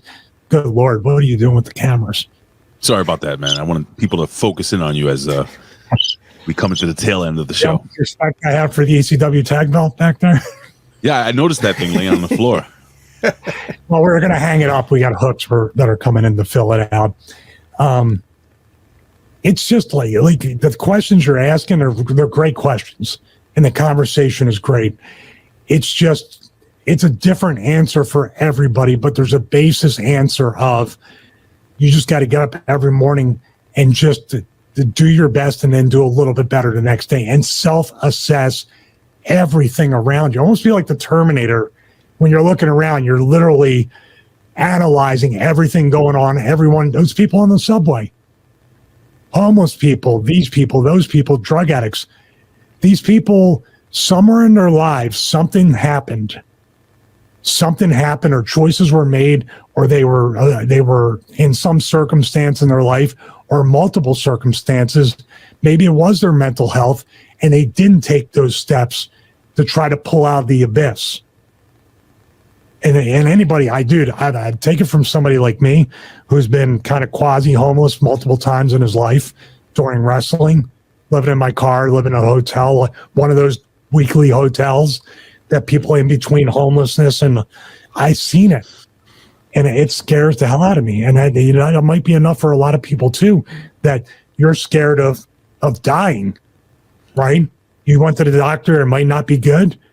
That could be the kick in the ass that you need to say, I got to be here for my kid, for my wife, for all these people. Yeah, I'll stop talking now that you can talk. No, you have an opinion. You're an opinion haver. I wish we could talk for 3 hours. Go ahead, Vet. Before we, I'm not always an opinion giver. I mostly just have them for myself, and when solicited, I will put them out. But yeah, I mean, Ray's asking these nebulous questions that, like, we could do an entire series on each thing that he actually asked. We could start a podcast series on just that. So if you're into that, then we'll talk after. But if not, like you said, it's important that these questions are asked, but everyone is different. I mean, that's what, if anybody's going to take anything away from this, that's going to be the main thing, is that you can't look at one single answer for everyone's problems. Like you said, someone would be a multi-billionaire if they had that. And then all the other fraud, fitness and nutrition people and stuff would be out of the business. The only thing I would add is that when we were talking about external factors, just things to keep in mind. Like if you're in Ray's position, or Ray, you look at these things too, probably, look at, we've already talked about work a little bit. Just if you're not in a good situation, see if you can improve your situation, or see if you can, by finding another job, or perhaps just seeing what you can do within the job that you have. If you don't like that your boss talks to you any kind of way and walks all over you, then find out how much standing up for yourself can do for your self-esteem and your standing in wherever your job is. The finances. Make a budget. Look at what you're spending and where. Look at the things that you can do, like, okay, I have to set my $10 aside for Channel Attitude, HMG, and Russo brand. But after that, after that $10, now look at what you have that you're frivolously spending money on, and see which of those things that you don't need. I don't have sympathy for anybody that talks about how they're broke but they smoke cigarettes. I just don't.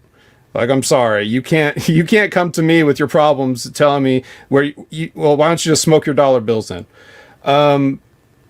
Looking at the diet, which also ties to finance. How much are you spending on fast food when you just don't feel like going home and making something?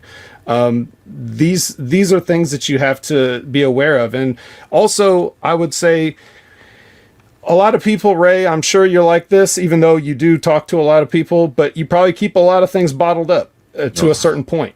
And you have no idea. Especially if you've already, you can tell people about your train ride every so often, but there's many times that you're not going to tell everybody every little thing. People keep things bottled up, and that does damage, So if you have to, some people like to go to a professional, like a therapist, and talk to that. Everybody can't afford that, and that's not for everybody. Maybe you have a friend or family member that you can confide in and talk to. Sometimes you don't want to let people know.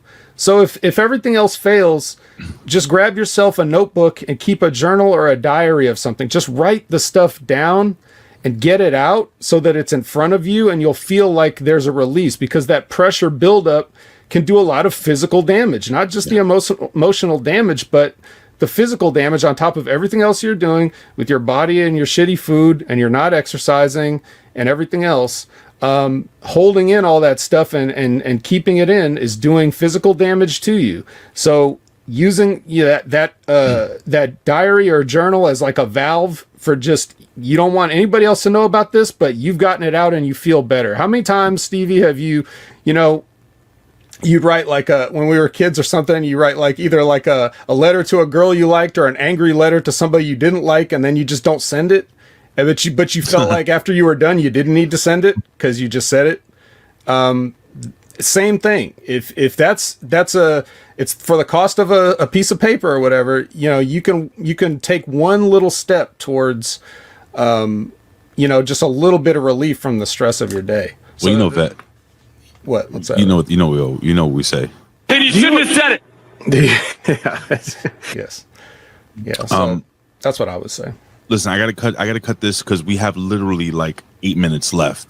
So I wanted to take these 8 minutes right now, Stevie. Okay. And I want to ask you about the changes that you've made to StevieRichardsFitness.com. And just a little advice to people that are saying, okay, all right, I want to make this step. I want to take this step. What can your program offer? And again, this is not anything that you asked me to do. I wanted to do this with you because I believe in your program. It's worked for me. It will work again. And I know it continues to evolve. So I'm really interested. I wish we had more time, but I'm really interested to hear about the evolution of your program, where it's going, and what people can do to start off. Well, before I get into that, thank you for the kind words. But before I get in that, if you're going to watch one video, go to YouTube, watch Jim Brewer's latest podcast. It's called It's a Heavy One. His wife got diagnosed with cancer, and he talks about, but he puts every single thing whether the division in this country, the division of faith, division of anything, and then how people are feeling and mentally challenged with their health. He can encapsulate that in a half hour. So if this didn't make sense, which I tried my best to make it a very nebulous, like that said, subject makes somewhat sense, Jim Brewer really encapsulated it in that 30-minute episode. But what I would say about your fitness journey is that my program, by the way, was one I was doing on WWE TV around 2002 to 2005, whenever I was injured, didn't have access to a gym because there was no 24-hour gyms in the early 2000s. And also, more importantly, I could do it anytime, any place that I wanted to. So I would do it a lot in the hotel room. These bands literally kept me in shape and kept impact off my joints, and they helped me recover from, bursitis in my elbows, my knees swelling up, even my lower back or anything where I couldn't do hinge movements. Any kind of impact from momentum off of weights, it definitely helps. So it was 90% outside of cardio and yoga too, 90% of my workout from 2000, and then even in TNA, some of the injuries crept up, and I was using the bands a lot and body weight as well. So I created the program literally is 20 years in the making. So it's 20 years of me testing it, and I'm constantly trying to add stuff on with like the 16-week program as an add-on to the 12-week. But essentially, to kind of long story short on that would be, you can go to YouTube, you can see a bunch of free videos, you can see resistance band workout, this, that, or the other thing, but you won't have a structured program that's thought out over the 12 weeks or the 16 weeks if you go with the programs. That's the difference. You're not going to have a whole structured out. You may need that structure too if everything in your life is completely upside down and chaotic. You might need to just look at a PDF and go, all right, today I have to do this. And trust me, that about the 12-week where you started, right? And then you had the 16-week. The 12-week, you could scale it down to where it could be 10 minutes a day. Give me nothing. Mm-hmm. There's people that say it essentially starts out with, like, say, 3 sets of an exercise. There's people that are on such a level of starting out that I told them 1 set and then add another set after 3 to 4. So essentially that workout program turned into 36 weeks for these people going from nothing to wanting to slowly progress over time. So it's very scalable. The bands are very affordable, and even the bands on the store come with a lifetime warranty from Dynapro. So there's people that did you break your band? No, quick question. No, they're fine. Just not using them as much, which I'm starting to use them again. A lot of people will say, oh, the bands are not heavy enough and stuff like that. Is it a fact that if you do, let's say the bands are like 20 pounds each, right? 20 pounds of resistance, right? And you can lift 50. But if you do 100 reps, if you do 100 reps and 3 sets of that, it's kind of like the same, you're getting the same workout, right? More or less. Doesn't matter. The weight really doesn't matter, volume. Does it? Volume is volume, but I would dare say you got the new program coming out. If people think the bands aren't heavy enough, then that'll solve their complaint right there. But I would say this too. I prefer, because it's so scalable, if you take a light to medium band, say you take a heavy band, you're not going to be able to do proper shoulder presses. You're not going to be able to do side delt raises or front delt raises. You're going to be using momentum. But if you take a light to medium band, you can always go away from the anchor, or you can just widen your feet. I'd rather stay light and add the resistance, and then do essentially, like, I'll give people a tip. If you're doing rows from the anchor and you go to failure, you take 1 step in, rows, take 1 step in. When you go to failure, keep stepping in until you're at the anchor. Guess what you just did? Essentially a drop set with a row of dumbbells. Mm-hmm. That's all it takes. But if you start out super heavy, you're going to get your, whatever reps you're going to get, and you're done. Because it's a completely different feel. I would say power bands are something you go 12-week, 16-week, then here's the first preview or the first leak of my power band program that I want to release. Stevie, guys that lift know you can make the weight heavy whatever your weight is, right? Like we've all had to be in those situations where we had to get an impromptu workout and it's like, what do we have? A couple of fives, like what, but you can make the weight heavier. That's not a beginner technique, but if you're interested in something like this, that's the whole idea of the resistance band, is like, not only does the resistance band what it is, but based on how you lift it and use it, you can provide the amount of tension that you need to make it heavier. Because your body doesn't know by numbers what it is. Your body doesn't know 10 pounds as the number 10. It just knows how heavy it is. So you can make things heavier with your technique, right? Yeah, great point. You know what? The element that I'm going to teach in the new program is isometrics, time under tension. People that say the bands don't work, and I've heard people say, I said, are you squeezing your muscles? Are you flexing your muscles? Are you using isometrics? Because that's the key with preventing the injury too, because if you're doing a curl and I feel a little bit in my arm, all I got to do is release the band and the tension. With a dumbbell, it's slamming down. You can't, unless you just drop the dumbbell, but that's a whole nother safety issue. But with a band, you literally release the tension and you're done. You're out of the exercise and your joint is protected. So that happens when I talk for a long time. But yeah, I mean, the people don't believe in it. And I have all the gym equipment that I could be blessed with in my garage gym for my other business model. But I still love adding bands, even for variable resistance, for adding bands to anything else, is burnout sets when my elbows or my knees are hurting. Dude, it's everything I ever go back to. All right, so we have literally 1 minute. So what I would like to do is, first and foremost, Stevie, I wanted to say thank you, man, for coming on. I apologize for only texting you when I have any, technical or technology questions. You're no different than anybody else. That's okay. Only Vet talks to me and asks me how I'm feeling. Oh, shit. But I really do appreciate you. I love your program, and I genuinely believe in your program. So, and Vet, I'm not speaking for Vet, but I'm sure Vet is also, we're both very supportive of what you're doing, because we know it comes from a very genuine, very, very real place. And we know that we could see the passion that you have for fitness and mental health, so on and so forth. So again, I wanted to say thank you. So for the next 30 seconds, Stevie, if you don't mind, you could put over whatever you want to put over, or social media, so on and so forth, where they can go, where they can see you, so on and so forth. And ladies and gentlemen, we will see you next week for another Next Level Wrestling review. Before Stevie talks, say goodbye, man. Goodbye, everybody. You know where to find us. Yeah, so you got 30 seconds.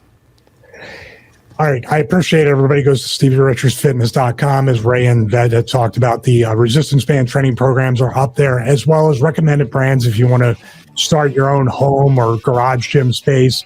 Lots of reviews up on the YouTube channel. I want to thank everybody. We just surpassed 80,000 subscribers, and I'm really grateful for that. And we're going to be adding more professional content and trying to make your subscription count so I don't waste your time. So that's about it. I'm not good at more drone content. We're going to get that drone content. 100,000. Hit that milestone. Successful fitness brand in the world. I'm the least successful fitness brand in the world. I'm proud of it. Ladies and gentlemen, the great Stevie Richards. Go to www.stevie. Do we still say www? No. Go to StevieRichardsFitness.com. And guys, get with it. See you next week, guys.